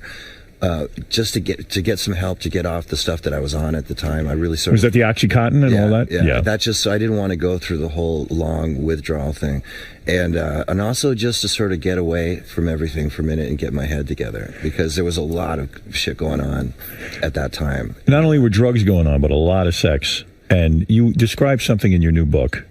That is very disturbing, and I feel for you on this. What, the Izzy thing? The Izzy thing. You what say is going on I here? remember. I knew this is. Yeah. I remember being up in the bunk one night after a show with Izzy and some girl. We were taking turns having sex with her, but Izzy wasn't wearing any protection. So when he pulled out, he came on my leg. Oh! Since I was right there on the other side of her, that definitely stopped me in my tracks. I sat up, I looked at him, and I said, "Hey, Izzy, man. We've got to get a bigger place." Yeah, right. When a man comes on your leg, what is that like? That was a very surreal experience. But you have to understand, we were in a space that was entirely probably the size of a twin mattress. You know, it was a loft that was the size of the mattress, and there was nowhere else to go, and we were both banging the same girl, and there was nowhere else for him to move to. And so in the heat of the moment, you know, he wasn't really thinking about where he was aiming, and I was right there. And, you know, I mean, so many... Really bonding moment. You know? It really is. And when Izzy came, did he come a lot? Was it a big load? It was, did he drop a big load? You know what? It seemed like an eternity. Was he laughing? That he goes, "Oh no, my God." He didn't know where he didn't. He was out. No, he didn't realize where I was in proximity to where it was dark. Was. What do you do? Honestly, this is very specific. What do you do with the load once it's on? To lick it up. You did? Did she really? I'm going to throw up. What do? You wipe it off with his shirt? I used one of the blankets on the mattress. When you're living that close with a bunch of guys and everything, the one thing I don't get is double teaming these chicks. Here, I mean, this is certainly a tremendous amount of variety on the road of women, especially when you're in a cool band. This was in the old days. This was like before we ever hit the road, when we were just like the scourge of Hollywood local band. Did you ever feel bad for the women? Did you ever have any sort of, this is what I'm talking about with your childhood. Like, it's almost like there were no rules. Like, some woman comes in, she's almost disposable. You take her in there, you fuck her a couple of times. I'm not one of those guys. I'm that one guy in the band that actually sort of was sort of a sucker for girls. I mean, even the stupidest ones, I felt sort of bad for. The ones that would come in and be so easy to disrespect, you know? Right. And so some of the relationships that I had with women over the years, or most of the relationships I had with women over the years, when it came to sex, it was usually so there was some sort of mutual respect between the two of us. But in certain instances, like this one that we're talking about with Izzy, that was just some girl that I don't even know how she ended up there. Did you ever share women with Axl Rose, the lead singer of Guns N' Roses? A couple times. You did? Yeah. So I you were guess that everybody close. shared. Yeah. That's amazing. I never got into that. Then again, nobody wanted to share with me. Who wanted to see me naked? Certainly not another guy. Does it feel a little bit gay when you see one of your bandmates naked there, you know, and you penis know is how hard? It's funny. You can sort of you don't really get into the watching them per se. Right. It becomes sort of an animal thing. That you're not really paying attention to them. You're with the girl and he's with the girl and you're not really focusing on him at all. And you don't want him in any. Like, I had an incident a long time ago where I used to have these parties at my house and party loving people would come over and we would have a lot of, you know, interaction. Yeah. And I was on the landing in my house with this girl, and I was on the floor, and she was on top of me, and Ron Jeremy happened to be there, and he came up behind her without even asking, and then sort of got behind her, and I was like, oh. And then all of a sudden I felt invaded. Yeah. So there has to be it's not one of those kind of things. I watch some porno movies and I go, I just couldn't handle. There are rules, you know, in a sense. Yeah. You didn't want Ron Jeremy joining in. Yeah, there can be some awkward moments. Awkward in the sense, too, like when you have to follow Izzy, let's say, or Axl, you're the second guy in the girl. These guys have already come inside the girl. I mean, does any of that bother you? That bothers me for some reason. Why am I so uptight? I mean, yeah, what's really, my problem? of all people. Am I uptight? It's not really being uptight. It's just certain people have certain limits to what they think is you know, acceptable. That Yeah, never exactly. bothered you. Yeah, there's certain aspects of it that bother me. You know, I'm not, I'm sleazy to an extent, but there's another part of me that's got a moral center that you know, there's certain things I won't accept. But are there rules as to who But goes first? I have a wide. Yeah, but like are you the king bee in a sense that like you go first and then the guys follow? I never thought about that. I'm actually racking my brains trying to figure out how that works. So did there come a time when, let's say Izzy was banging a chick, he finishes, then you say, now I'm hopping on? I don't think it ever really worked that way. It was usually one of those kind of things that if we were sharing a girl, it sort of all happened at the same time. So would you prefer the mouth or the anus or the vagina? Well, we never did the anus. Anus, you know, the two, you know. Right. Yeah, that's way out of control. What's that sign that they got? What is that called? Double, not DP, it's not but double penetration. I learned this in Canada recently. I can't remember what it's called though. Anyhow, I think you know, like he would be doing her and I would be getting it, you know, getting oral. Right. We might switch around, not in any particular order. Would it be something sort of too, if you weren't well hung? I would prefer just having a girl, the one girl or two girls. I don't really like two having girls guys is okay around. too. Yeah. I could probably count on two hands how many times you shared. I shared, yeah. Because it's a weird thing. Do you ever get into the, gee, my penis is bigger than Izzy's? Or, I mean, I would get into that. I mean, I'm not saying it's because you do naturally compare, and any guy who says they don't is lying. Also, don't you see him doing some weird things? Oh, look at what he's doing. Right. I guess there's awkward moments, yeah. Did you ever see Izzy like looking at a girl's butthole, and then you go, you know what, Izzy's gross? Yeah, right. No, I don't remember that. But I do remember some incidents that happened with some other people in other bands where you have like a few girls come from a strip club or something like that, and they come into a hotel room and everybody's partying, and then all inhibitions go out the window, and next thing you know, there's like two girls giving one guy head for a minute, and then the other guy comes along, and then you're all standing together and they're all doing it, and you sort of at that point. It's a party, but then there's another element that comes in. It's like, okay, now we're all doing this together. I didn't know you that well. No. Right. Yeah, there's some moments out there. When you wrote the book, did you leave some of those things out? Like you saw the lead singer of AC/DC do something? I didn't put anything in there. There was one mention of my good friend James Hetfield. Okay, from Metallica. Right. Yeah. And I put it in there. I didn't want to get him into. You know, I didn't want to. What'd you see him do? What'd you put in? He was in my hotel room, in the actual bedroom part, and I let him use the room with this girl that he was with. And this was a long time ago, way before he got married. Pre-marriage, yes. Yeah, of course. And I needed to go in the room to get something, so I sort of opened the door and was creeping in, and he was head fucking her against the wall. But he was doing it. He was doing it in the James Hetfield kind of like angry. He was going, oh yeah, this is fun. Rock and roll. I mentioned that because it was. Is your penis bigger than Izzy's? I can't remember. I think we're roughly around the same. Around the same size. Axl had a small penis. I read. I don't know. I never actually went there. I see. You never took a look at that. Well, I mean, it's a fascinating life. I mean, the sex. Are the you drugs. talking to Axl now? Hell no. These guys can't stand each other. We haven't talked since when I quit. That was pretty much it. An unprecedented sort of kind of thing. Yeah. I don't think he thought that I was serious, and I think that really caused a lot of bad blood. You deal with the financial aspects of being in Guns N' Roses too. Your signing bonus when you first get signed to a record label. This is how out of control you were, which is so opposite the guy I kind of know sitting on the couch. You blew your signing bonus. I tried not to. You blew it on heroin, right? Yeah. Well, sad, right? I bet. How much money do you think you missed out on? It wasn't that much money. It was $7,500. Yeah, but at the time you had nothing. At the time, it was huge, and I couldn't put money in the bank because I had a lien on my income at the time, and so I had it all in traveler's checks, and I really tried to maintain it. But you have to understand that when Guns N' Roses got signed, that we couldn't do anything. We couldn't do any gigs or really do anything except for sit for about a year and a half, and it was pretty hard to do, we were bored shitless. Is there an unbelievable aspect to fame that, like, aside from your mom introducing you to David Bowie at an early age, all of a sudden you start to get in a band, you start to get some kind of name out there, and suddenly, like you say, your first son was conceived in Ron Wood of the Rolling Stones house. You're hanging out with Sly of the Family Stone, smoking PCP and crack with him. I mean, you're doing... well, I didn't actually smoke crack with him. But you saw him doing it. Yeah. It's hard to believe. He seems like such a normal guy. Yeah, when I saw him last, he looked fine. And then all these wildest drugs things... do weird things to very normal people. And then wild things happen to you. I mean,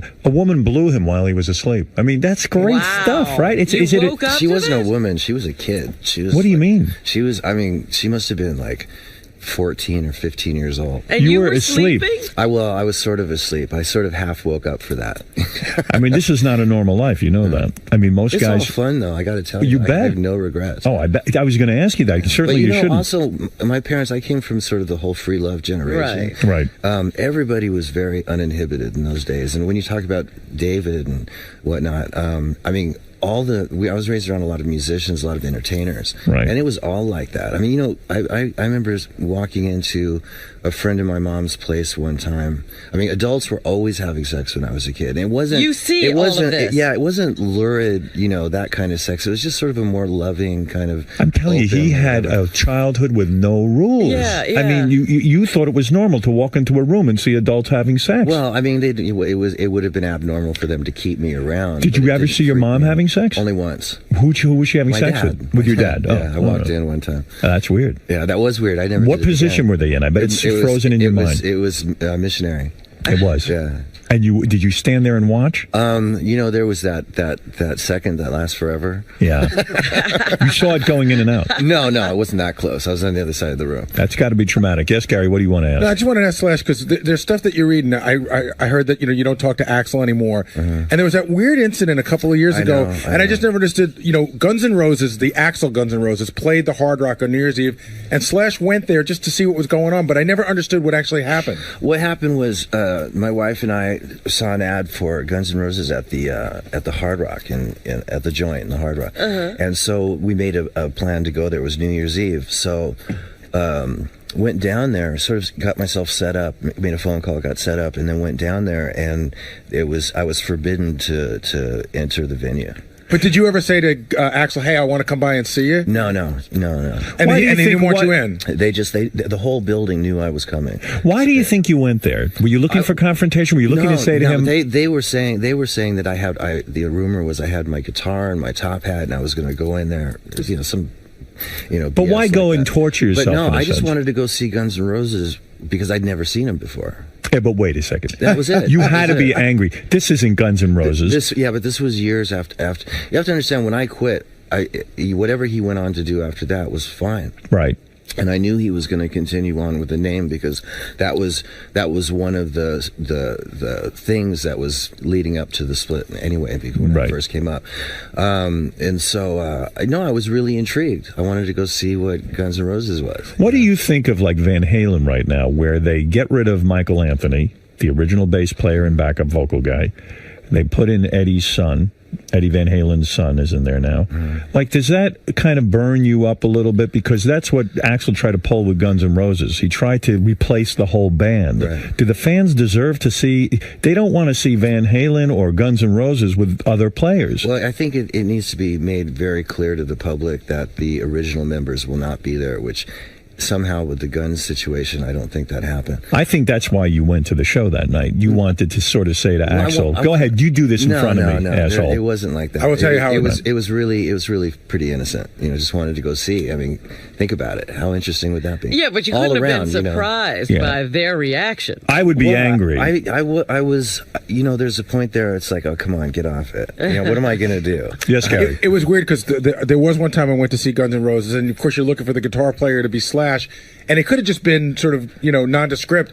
And instead it was that weird guy, Buckethead. Do you remember? That was on the MTV show. It was a guy with a bucket over his head, and it was almost like calling too much attention. I was him for Halloween a couple of years ago. Were you? You were Buckethead? Yeah, but let me just put one thing in. Do you think Buckethead is a talented individual? I don't really know his work. I really don't know his work. Okay. I've heard he's a really accomplished guitar player. Okay. Very technically, fluent. You say that as a put down in a way, that a guitar player player Well, has to... he's not a rock guy, you know. A rock guy has a certain soul to his guitar. Yeah, Is that what you're saying? Yeah. It's not just all about technical. I have heard a couple of pieces of music from Buckethead, and it's technically proficient, but doesn't have any heart, you know. So, in other words, you kind of say, hey, there's two types of musicians. There's the guy who can go in and read charts and get that all done. And then there's you. You can walk into a studio and make something magical happen. Something like that. You know, it's like if somebody picks up the guitar and has the balls to really come from the heart and expose himself, you know, emotionally on the instrument, you can tell, you can feel it. Getting back to the sex for 1 minute. Wait, let me straighten out one thing Sure, about go ahead. the Axl thing. Yeah. Just with all due respect to Axl, he didn't know that I was banned from the venue. It was a manager thing, which actually happened to be our old manager, who I hated with a passion anyway. And So he thought Axl might not react, Right. you know, positively if he knew I was there, so he decided to take it upon himself. But did Axl ever reach out to you afterwards to say, hey, I heard you were there, sorry you couldn't get in, would have loved to have seen you? No, that's not his style. No, he doesn't do reaching that. out. No. Now, okay, sorry. Getting back to the sexual thing, it is amazing, because I'm sure you guys weren't wearing contraception and stuff. The only STD you say in your book that you got was you got genital warts on your stomach. No. I got genital warts on my penis, but what happened was I had these marks on my stomach, which they were sort of like psoriasis kind of thing, but being hypochondriac, I guess. It was right around the time that the AIDS thing was first really starting. Right. And it just seemed like real small versions of what the AIDS So you thought you had those lesions, look yeah. like. And of course, you know, it would not surprise me because practicing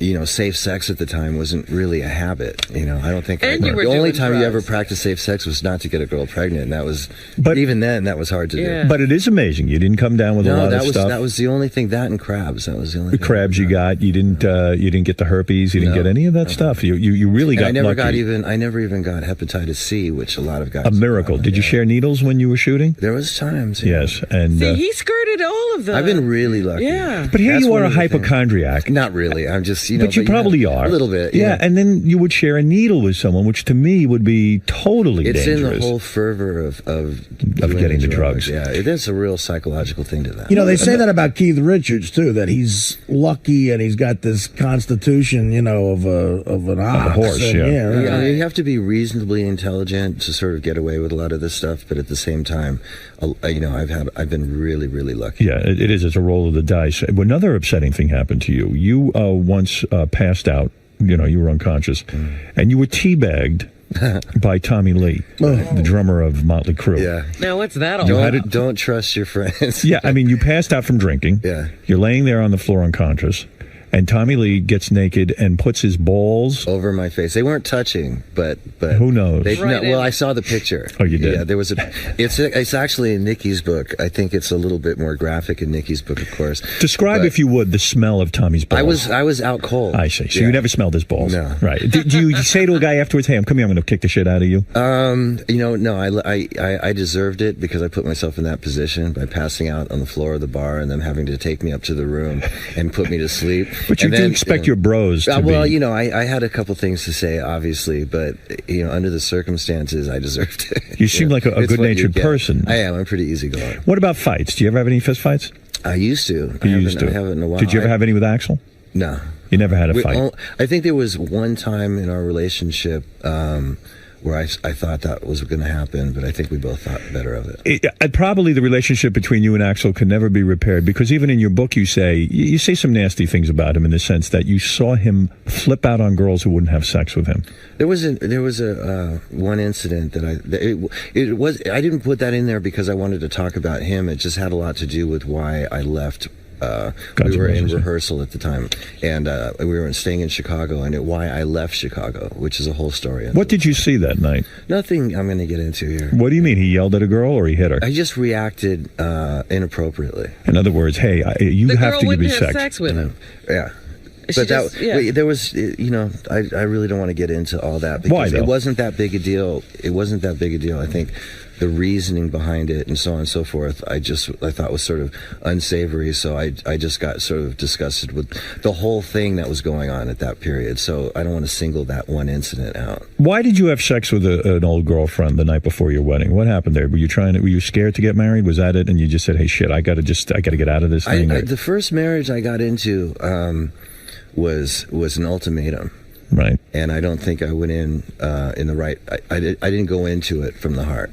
And so I'd sort of dated this girl that is now my wife. Right. You know, not really dated, but we saw each other on occasion, and we always had a good time. And she knew that. She knew that we had sort of a connection. Is this the wife when you were doing my movie you were hanging out with? That's the one that I was married to then. Right. Yeah. You divorced her. Yeah, I divorced. She was hot. She was, you know, she was a good-looking girl, but it was an ultimatum. I'd been caught. She finally caught me. Someone ratted me out for everything that I'd done behind her back. I mean, literally everything. Aren't friends great? Somebody had it in for me. Why would they do that to you? And so we split up for a while, and of course I was out on tour, and I started feeling lonely. And just because of all these things I did to her didn't mean that I didn't care about her. It was just I really wasn't ready for that serious of a relationship at that point, I think. Are there any? But there, again, there's no rules, you know. So like you would just say, hey, screw it. I was like a sex addict at that point. You were. You know, I was out of control. When you went to rehab, I used to keep 3 and 4 hotel rooms in every hotel. So I could go bouncing around. So that's part of your thing. You can't sit still. So so keep yourself busy with women, right? Yeah. Why not? It's like drugs. Yeah, that ain't bad. You know, you can't knock it, though. A lot of famous women? No, not necessarily. I mean, some more famous than others, but look at you. How many women you figured you banged in your time? Come on, I don't. Give me a number. So I don't have a number. You up over 500? I have no. Look at you. You didn't keep any records? Of course not. Are you kidding? There are written records. It's more thorough than a German concentration camp.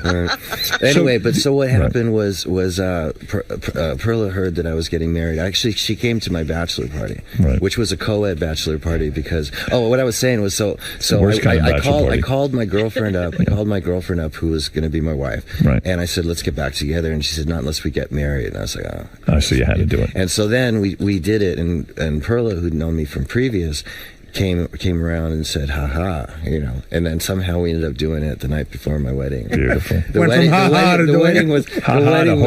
wedding was doomed from that point on. The marriage was doomed, you know. But I feel really bad because I actually put her through something. I'm not into hurting people's feelings for, you know, being inconsiderate. How are your children going to rebel against you? It's going to be tough. I don't know. I'm sure they'll find. They'll be all kids find something. Yeah, they seem like good kids or what? They're great kids. They are. Yeah, they're out of control too, though. We have to work really hard to keep them in check. Right, because you're used to having a life. My wife rules. and I, when we first, our whole relationship, up until when we had kids, we were probably the craziest couple you'll ever meet. Oh, I believe that. And so when the kids came, it sort of, I guess it was payback. It's like, okay, we got 2 boys. It's like, who are the great bands today? Anybody turning you on musically, or are you just fed up with the whole scene? You know, I don't have a lot of positive things to say about what's going on with rock and roll right now. Right. I mean, it's about as far removed from the genuine article as far as I'm concerned. There's some bands that are still around that came out in the 90s, which I might have not thought that much of then, but I think huge, you know, I think they're great now because they're the only bands around that have any inkling of what that kind of rock and roll attitude. What's an example of one of those bands? Well, Foo Fighters are great. Yeah. Foo Fighters are great. One of the greatest bands that's come out in the last 15 years. Did it surprise you when the drummer from the Foo Fighters turned out to be a lead singer and guitar player? Yeah, I mean, what did I say? Drummer from Nirvana. From Nirvana. Yeah. I remember the first time I saw the Foo Fighters was here at what's the place by Dave Letterman. Roseland. I saw him at Roseland, and it was great. And that was in like not too long after Kurt died. It was shocking to you, probably. But he is a great band, and he's a great songwriter. Yeah. So, when you had to write a book, I don't even know what inspired you to write a book. When you say you wrote the book, you worked with a writer, and he even claims that at 4 a.m, when you would remember a story, you would call him. You don't know any work hours, and well, no, I had to call him when they came because trying to recall all that stuff wasn't the easiest thing to do. Oh, I think it's the most difficult thing in the world. Well, you've done it. I mean, you've written a very, very interesting book. This is great. Slash's new book, Slashed. That's the name of the book. It's just Slash. That's what I said. Oh, I thought you said slashed. Yeah, No. you did say that. I thought, yeah. Sloshed. Yes, yes. Slash's new book. Slosh would have been a good title. That's a good one. You should have talked to me. The book Slash is in stores now, and you can check out Slash in Guitar Hero 3 in stores now as well. Best game ever, by the way. Isn't it cool? Guitar Hero Howard is the best fucking game. It's one of those things I got involved with that I don't consider a sellout because it was so cool. You know? Better than chess? No, chess is great, but that's a different animal. I see. I keep chess on my BlackBerry. You play chess? Yeah. You're not on the ICC, the... What's the ICC? Chessclub.com, No. Internet Chess Club? No. Oh. Because Howard could play with you. I will play with you. Really? Oh, yes. That's when I remember starting playing chess when I was pretty young, and I've always had a thing for chess. I don't want to brag, but I'm a 1600. No, I believe you're probably pretty good. You seem like you would be. Yeah, I'm no retard. I'm into poker now. That's my new thing. That's your thing? That seems like everybody's into poker. So But are you going to get carried away with that and blow a lot of money? No. I mean, at this point, you know, I love watching on TV and I love playing it on my telephone. Right. And you know, it's. Are you playing big stakes poker? I'm not a gambler. You're not going to get me to take $1,000 or $10,000 and put it on the table. How much do you play for? I don't play for anything. I'm playing on a machine. Yeah, That's he it? doesn't go to the casino. I have some friends All that right. I can play with, but you know, that's small stakes. All right, get the book Slash in Yeah. stores now. What do you want to say, Garibaldi? I got a question and then Yes. a story. One of our friends has a good story about Slash. But in the book, do you talk about how you wrote the songs? Because I read how you came up with the guitar riff for Sweet Child of Mine. I was wondering if it was true. I got into a lot of the songs on Appetite because it's such an infamous record, and so I did talk about Sweet Child of Mine and Welcome to the Jungle and Night Train and Paradise City and stuff like that. Yeah, because Sweet Child of Mine supposedly was what he would do to warm up that riff. Right, in practicing, I try and make up something interesting just to keep myself engaged instead of just mindless. It's a great riff. Mindless practicing. And I stumbled on this cool pattern that had a nice melody to it and started coming up with these different notes within the pattern. And then a couple of the other guys started playing some chords behind it. And then would Axl come in and then start singing to it? Axl, unbeknownst to us, was upstairs writing lyrics to it, and we didn't know. Wow. And so the next day at rehearsal, he goes, "Let's do that thing you guys were working on," and it became this big song. You know, That's great. You know, when it's that easy, it's a shame it can't last forever, you know? You just wish you could stay in that zone. But that was just him warming up. It's also one of those songs. The song still gives me chills. It's one of those songs that's very indicative of an entire band working together. Right. It would never have happened without the other guys. Yeah. You know? Right. It's a collaborative thing that happens.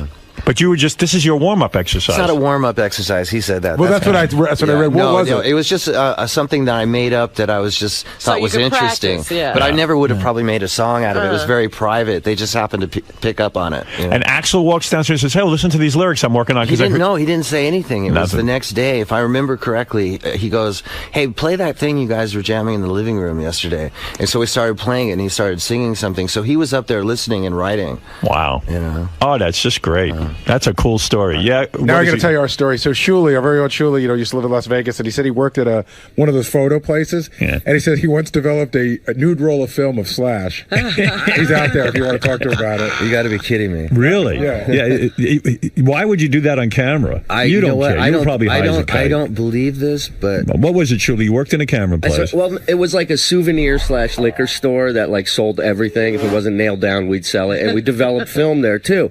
And he came in and was trash. And at the time, I didn't even recognize Slash because he didn't have a hat on. His hair was flat and everything.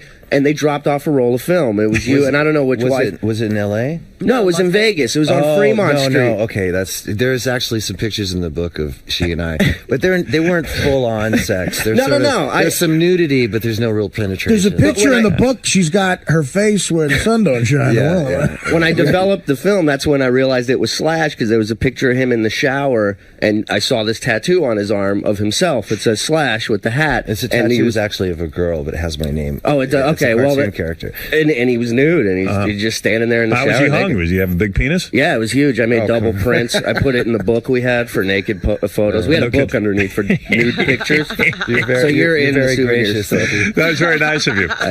Well, Slash, it's a pleasure. And, yes, Artie. Can I ask him a couple of questions? Yeah, go ahead. How you doing, man? Artie. you guys were like a great sort of band in the tradition of classic, rock and roll. When you saw bands like Nirvana and Pearl Jam, that whole grunge thing coming on, did you feel like you guys were in trouble in any way? No, I was really excited. Being that in the 80s we were one of the few sort of hands down gritty rock and roll bands. There was so much other glam and sort of fake anthem stadium rock or whatever you want to call it going on. When grunge happened, which I still have a hard time calling it that, but in the 90s, in the early 90s, when Nirvana, Alice in Chains, Soundgarden, what's the other band? Pearl Jam. Yeah. And bands like that, those were the main ones. I thought it was great because it was like some new blood, and I was really addicted to a couple of these records. So it wasn't a turn off to you. You liked it. What would you rather call it? Just rock and roll, like anything else, it was right? basically just an extension of what we were doing. Right. I agree. I agree. And just one real last thing. I've struggled with drugs as documented on this show, and I'm curious. What created more chaos in your life? Because I have a definite answer to this. Yeah.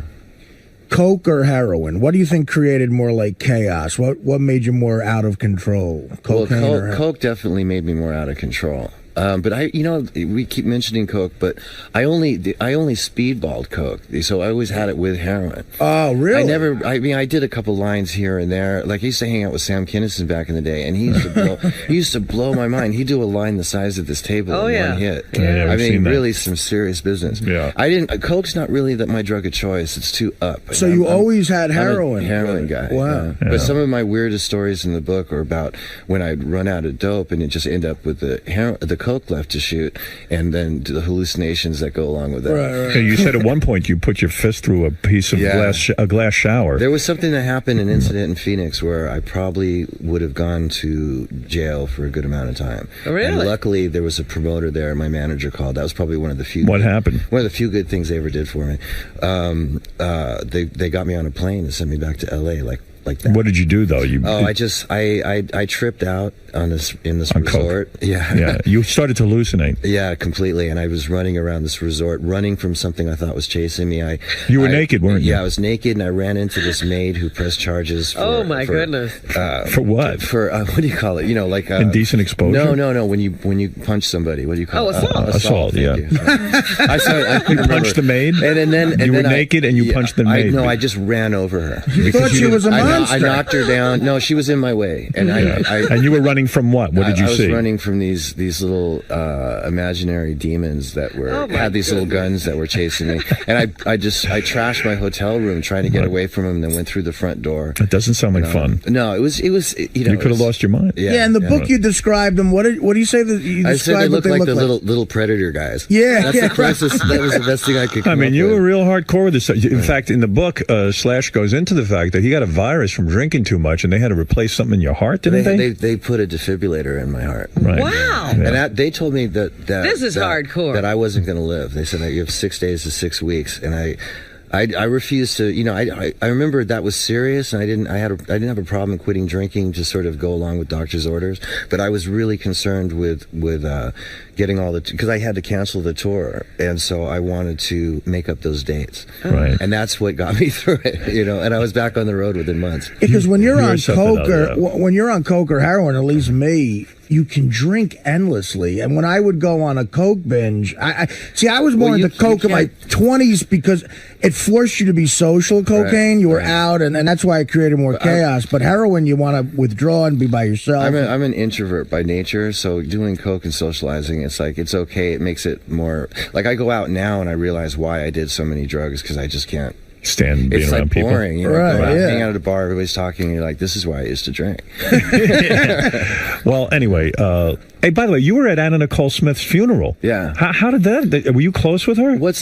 I wouldn't say close. She was more of an acquaintance to me, but she was close to my wife. Oh. And we didn't know each other all that well, but what's the guy's name? Howard K. Stern. Howard invited us, and Perla thought we should go, so we took off and went down there. And that was a real scene. And Nicole's mom was a real piece of work. Really? Yeah. She showed up at the funeral. I guess it was about an hour to 2 hours late because she was at the courthouse still trying to win that. Yeah. The custody deal. Yeah. Pretty wild, man. You've done it all, and you've put it in. And you've put it in a book everywhere. Yes. And And I got to tell you something. It's a great book. Good for you, man. Slash's new book, Slash, in stores now. Check out Slash and Guitar Hero 3, by the way. And we have Velvet Revolver's got a new record out. Yeah, Velvet Revolver, and that thing's going well. So we're touring. I'm just on a quick break. We're going to Japan and Australia. Very nice. Yeah, and I can't believe you got Scott Weiland under control. He's the angel in the band. No kidding. Yeah, it's I unbelievable. wouldn't call him an angel, but he's doing really well. Well, it's great. It's always great to see you. I love when you come in here. I love to sit and talk to you about your life. Yeah. It's fascinating. All you guys, and I heard you were sick, so you might not be here. So I'm glad you're here. Oh, I'm here. I'm not sick. Don't no. She's sick. She's the healthiest one in the room, Slash. All right. That's right. Thanks, Slash. Right, Good luck with the book. You. All right, Slash, how do you think it went in there today? It was good. That was one of the more comfortable times I've had doing Howard Show. I always have a good time doing Howard Show, but I also get nervous. You know? Why were you nervous? I don't really like talking all that much. You know, like doing face-to-face interviews because I'm sort of quiet. You know, and I get thrown to the wolves sometimes. Howard's like that. The first time I ever did an interview with Howard was over the phone, and I didn't know who he was. This was years ago, and I called him from Hawaii at like 2 in the morning, drunk off my ass, and didn't know who I was dealing with, and he just sort of wiped the floor with me. But luckily, he was. I think that what broke the ice though was that he was cool enough to let me redo the show the next day. And so ever since then, we've had sort of a relationship. So I have a lot of respect for the guy. And was it weird talking about like your sex life and your childhood with drugs and everything? I was sort of expecting it, but you never know exactly how it's going to go. There was a couple of uncomfortable moments in there, especially the group sex stuff.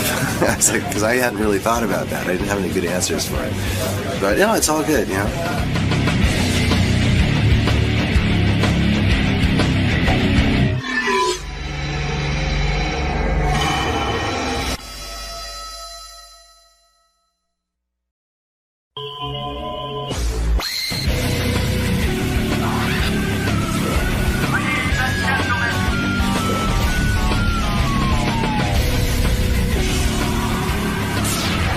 So we got Adrian Grenier and Kevin Conley from Entourage coming in.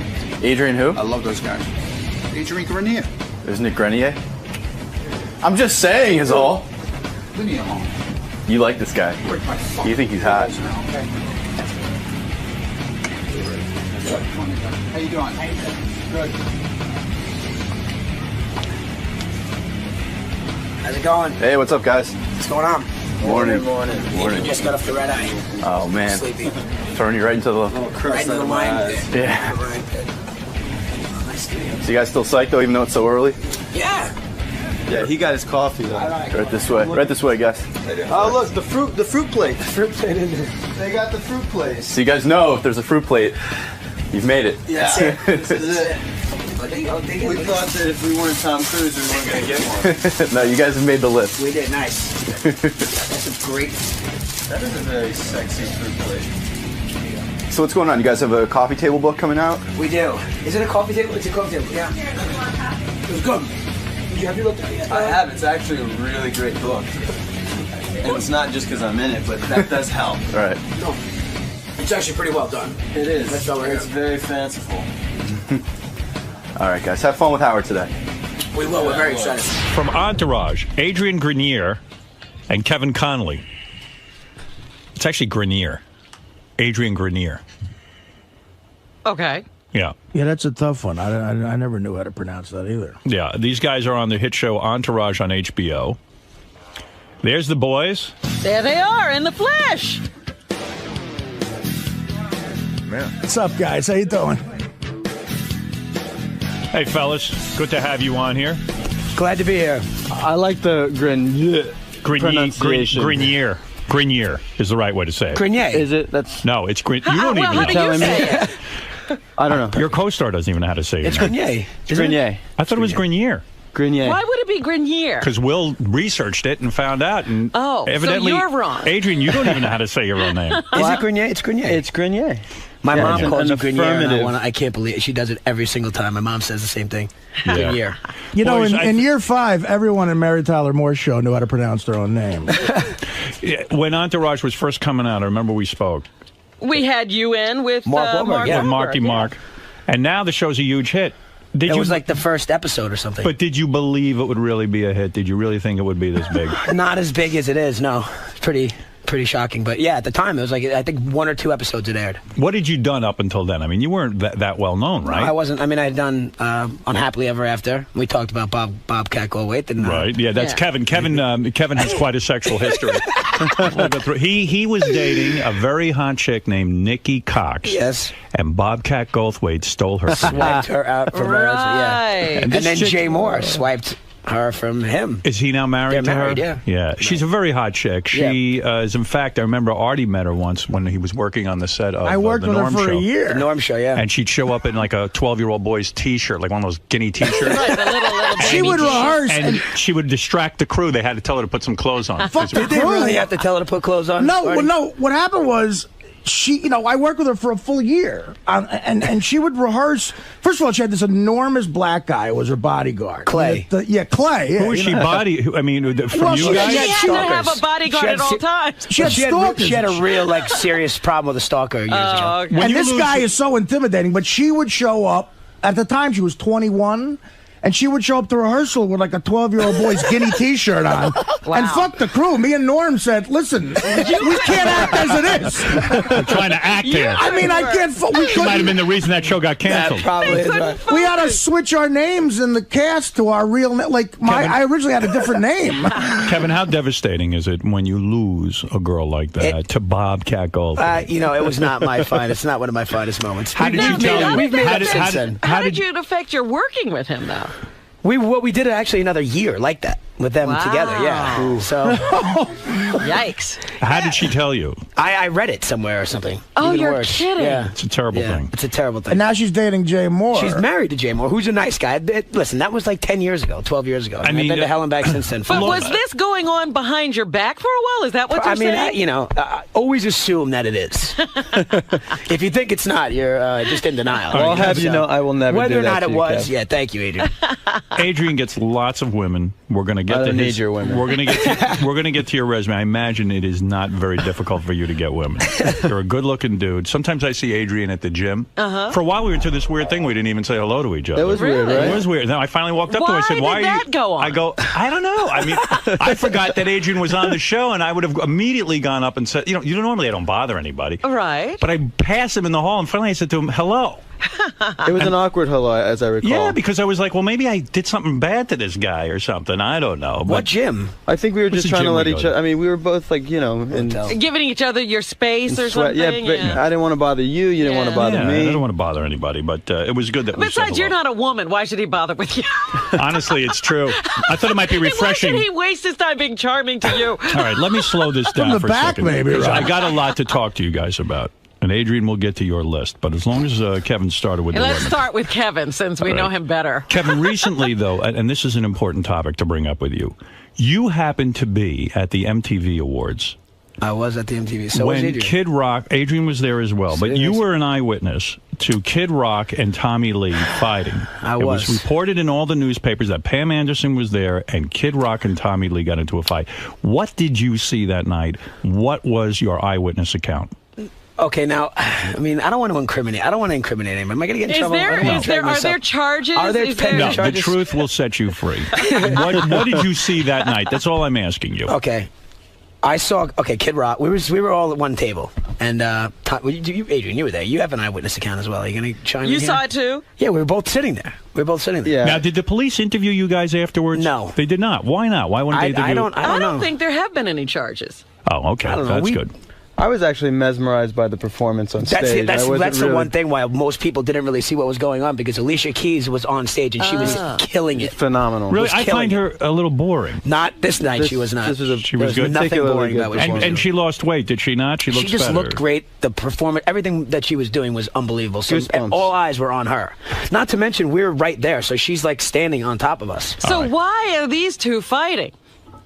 First of all, listen, I don't know Tommy at all. Kid Rock, to me, was like one of the coolest dudes. I could not believe it. I was very impressed with him. He just was like a nice, He's a very nice normal guy. guy, you know. And he was sitting there, and I guess Tommy Lee came over, Right. and sat down sat next to him, and Kid Rock, sort of, just dicked him. Yeah, I mean, I don't know how else to say. Was it a sucker punch? No. Not that I saw. Well, all right, let me take you through this. You're sitting at the table, you're minding your own business. Tommy Lee walks over to Kid Rock's table and plunks his ass down in the seat next to Kid Rock. Now, the other thing to keep in mind is we're all sitting in our, Kid Rock is sitting in his assigned seat. Right. It's not like Kid Rock was looking for anything. That was his seat. He was there for 2 hours. He was there the whole night. Tommy Lee walks over, sits down right next to him, which is going to be tough because here they were married to the same woman. A lot of mean things were said. Did he say anything? It looked to me like I don't think that Tommy Lee really even realized he did it. Oh, he really? did it. And then Kid Rock and turned. they had this look of like. Did Kid Rock stand up or did he remain seated? Kid Rock, Tommy Lee stood up first, I believe. Kid Rock said something to him like, "Get the fuck out of here! Get up and get out of here!" Something like that. And then Kid Rock hauled off and punched him in the face. That's how it looked to me. Yeah. Did Tommy say anything at all? He didn't really have much time to say much of anything. Did Tommy go down from the punch? It happens. One thing. The other thing is the security there was amazing. Yes. Security. It was like a half a second. And now let me ask you something everywhere. else. Did Kid Rock check the security before he took the punch? And then Kid Rock, Kid Rock just got up and sort of walked out with a bunch of security guards. It was pretty. Wow. It was really one of the coolest things I've ever seen. To be totally honest with you. To see Kid Rock punch Tommy Lee in the face was probably better than what was going on stage. While Adrian was staring at the stage, you got to see the real. I'm a music lover. You are. I mean, I he likes the caught violence. it out of the corner of my eye. But the funniest thing was then Puffy and all the rapper guys were like, you got to stop violence in rock and roll. But Kevin, you do like violence. You have been involved in violence. I'm not. I was nothing. Did you not punch Oil Air Brandon Davis in the face? Now everybody can't stand him. I mean, he is an obnoxious rich kid. Why did you punch him in the face? How did that occur? Why not? Right. Honestly, he's I obviously dated Nikki for years, and they're that's not obvious. You dated Nikki Hilton. Right. Now let me understand this. When you date one of the Hilton sisters. Yeah. That's a very wealthy girl, right? Correct. Does she pay for stuff? No, well, no. I mean, why should she pay for stuff? Because she has more money than Kevin. Take her out. I mean, Kevin's making okay money. He's working for HBO. He ain't a millionaire. We know that HBO is very cheap. Right. Well, they've been good with us. Adrian, have they been good with you? They've been all right. They've been all right. You're not. I don't see you doing any dancing. I don't have anything to compare it to. Okay. All right. Fair enough. Now, yeah. I mean, no. Listen. I mean, I earn enough living to where. Do I pay for dinner? Of course. Would I do that kind of stuff? He used to have to compete financially with her a little bit. As I recall, he spent a lot of money on gifts because he had to sort of show her that Kevin Dillon used to say, "You're setting the bar too high early, bro." And you would hang out with Paris Hilton and Nikki Hilton. That's got to be a great, fun scene for you, right? Yeah, and they were the whole family. They were always very nice to me. It'd be easy to sit here and where it shows though is like on vacations. Correct. Well, no, not only that. They took me away for they took me away for Christmas vacation. Money. But her, that was her dad. We could probably do a whole interview just on this aspect of your life because it's fascinating to bag one of these Hilton sisters and hang around in the whole thing. Yeah, they're nice. They're actually really nice girls. They hate me now. Did they hate you now? Why do they hate you now? Well, no. I mean, it's gotten better. I mean, they hated me for a while. But why? Because you broke up? Yeah. I mean, we just had an ugly breakup. But why did she think you were going to marry her? She thought a lot of things, but we're friendly now. Why did you break up? It seems like a good situation. Attractive girl. I mean, money, the whole thing. We were together for a long time, and some things just run their course. Yeah. How run their course? Huh? When you start banging her, was this before Entourage? Actually, yeah. No kidding.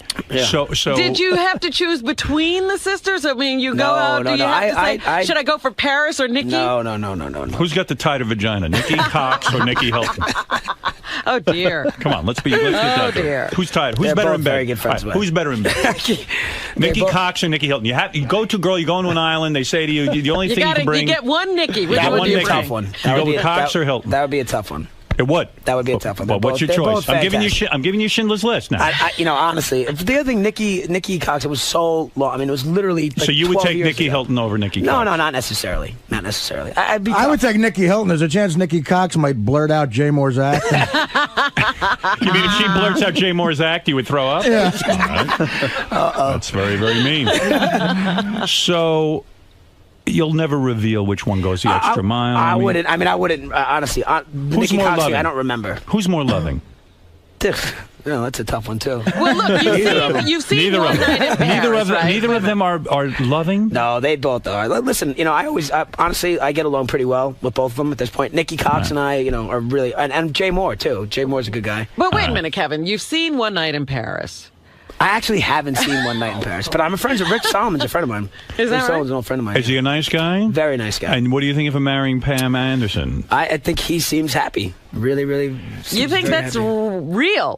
No, I don't think it's real. I know it's real. He's a good friend of mine. Did there come a time when you saw both of the Hilton sisters naked together? No.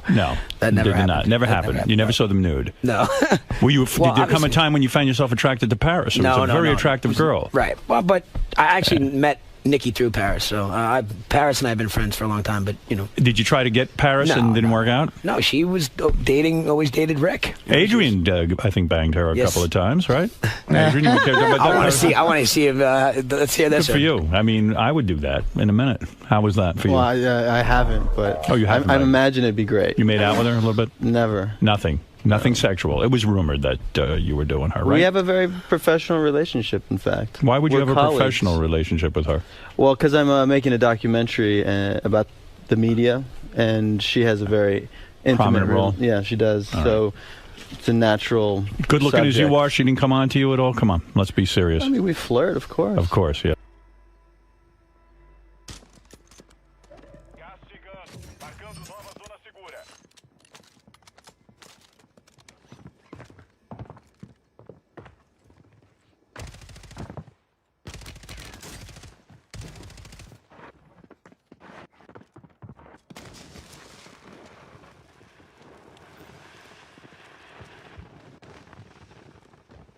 Devolve meu ataque.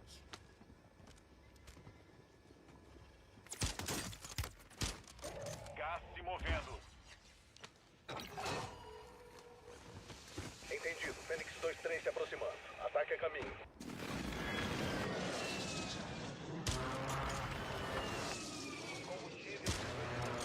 Não.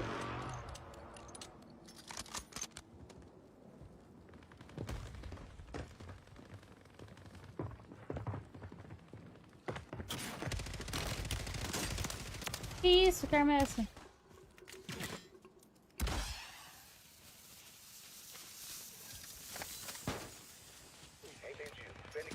Ah, eu acho que eu joguei errado. Leva a vitória pra casa.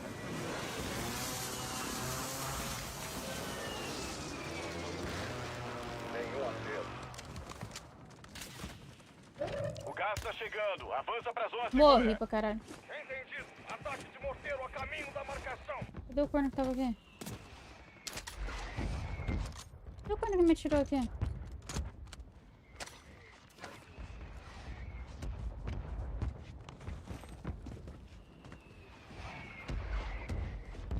Tem efeito no alvo. Cadê o cara que tava aqui? Não tinha um cara aqui? Eu tenho mais dois caras. Ah lá ele. Você tá perdendo o terreno. Agiliza. Agora só tem mais um. Ele tá onde? Passou já ou tá lá no...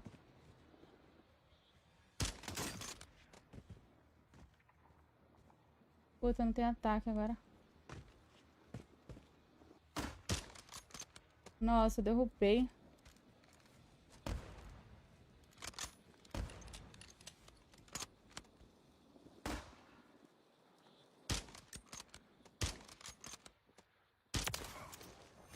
Os filhos da puta escolheram a luta errada. Ai! Eu confio. Desenhei ele, ó. Na hora que eu prendi a respiração, eu consegui. E ainda que foi na bunda dele, né? Ele tava sem shield.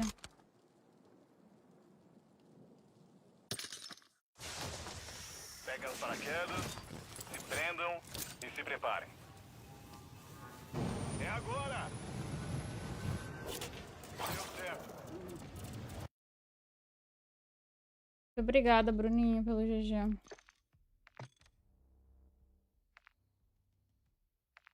Esqueci de denunciar aquele animal de teta, né? Dele. Não vai mais aparecer, né? Que bosta. Aí deixa. O dele tá guardado. Ah, esse é o nome, Rodrigo. Salvei aqui já. Vou mandar ali pra Carol, mandar pros caras lá denunciar.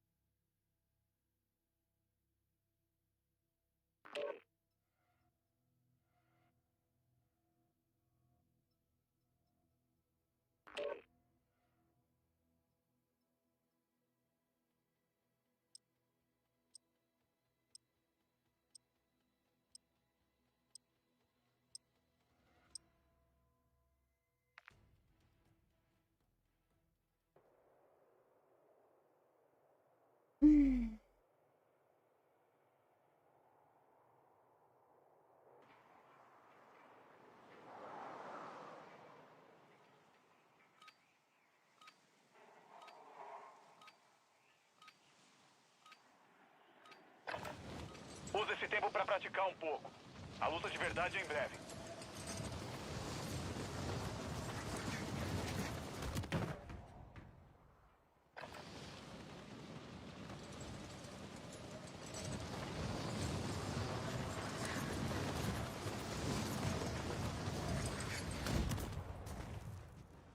Eu tenho o nome dele já, Rodrigo.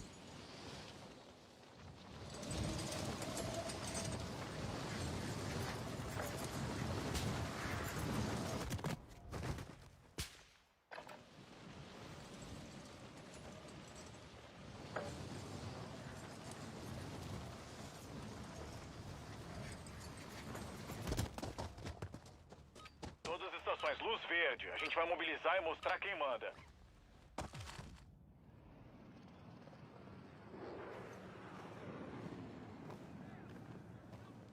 Bora quebrar tudo, gente! Tá confirmado, a gente já pode ir. Se equipem e peguem os paraquedas. Vamos pro Warzone. Fogo liberado em todas as ameaças. Nossa, eu tive uma ideia. Fazer isso. Vejo vocês do outro lado. Farei isto. Royal.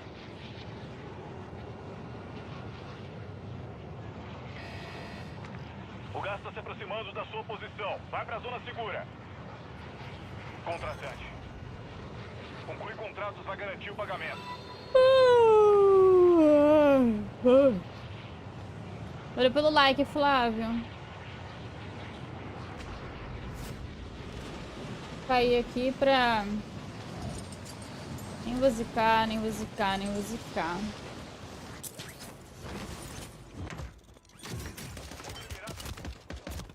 Sabia, mano. Perdi um carro de 500 conto apostando no online. Aqui não é lugar pra treinar. Aqui é o Gulag.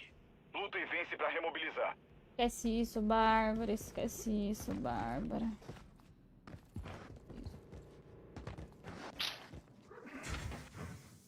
Ah, velho, que bosta.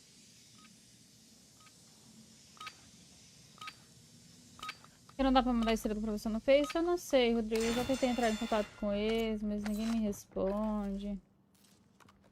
Me responderam... Opa, bom. Oh, mentira. Mentira. Ele tava sem shield. Ah, ele não tava sem shield. Mostrou que ele tava sem shield, mas ele não tava sem shield. Rodrigo, eu mandei mensagem no suporte deles lá, daí me responderam em English lá. Eu não sei, mano, eles são meio nóia. Não sei por que que não tá dando. Mano, eu não consigo pensar em nenhuma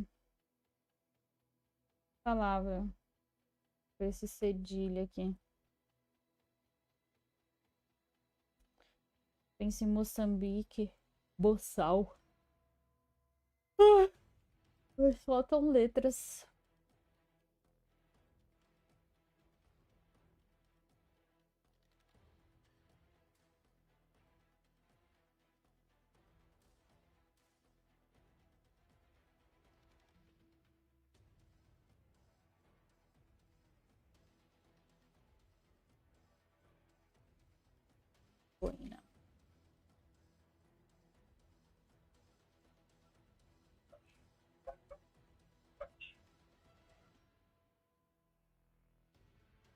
Arrumar a bata.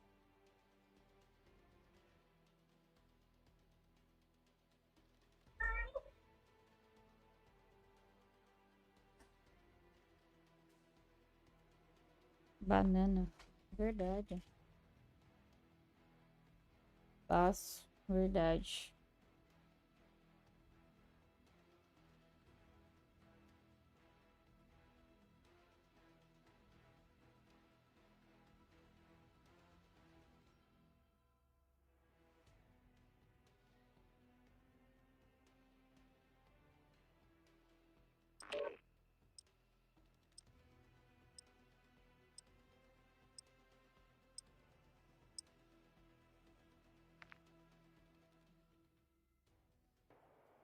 Baiana.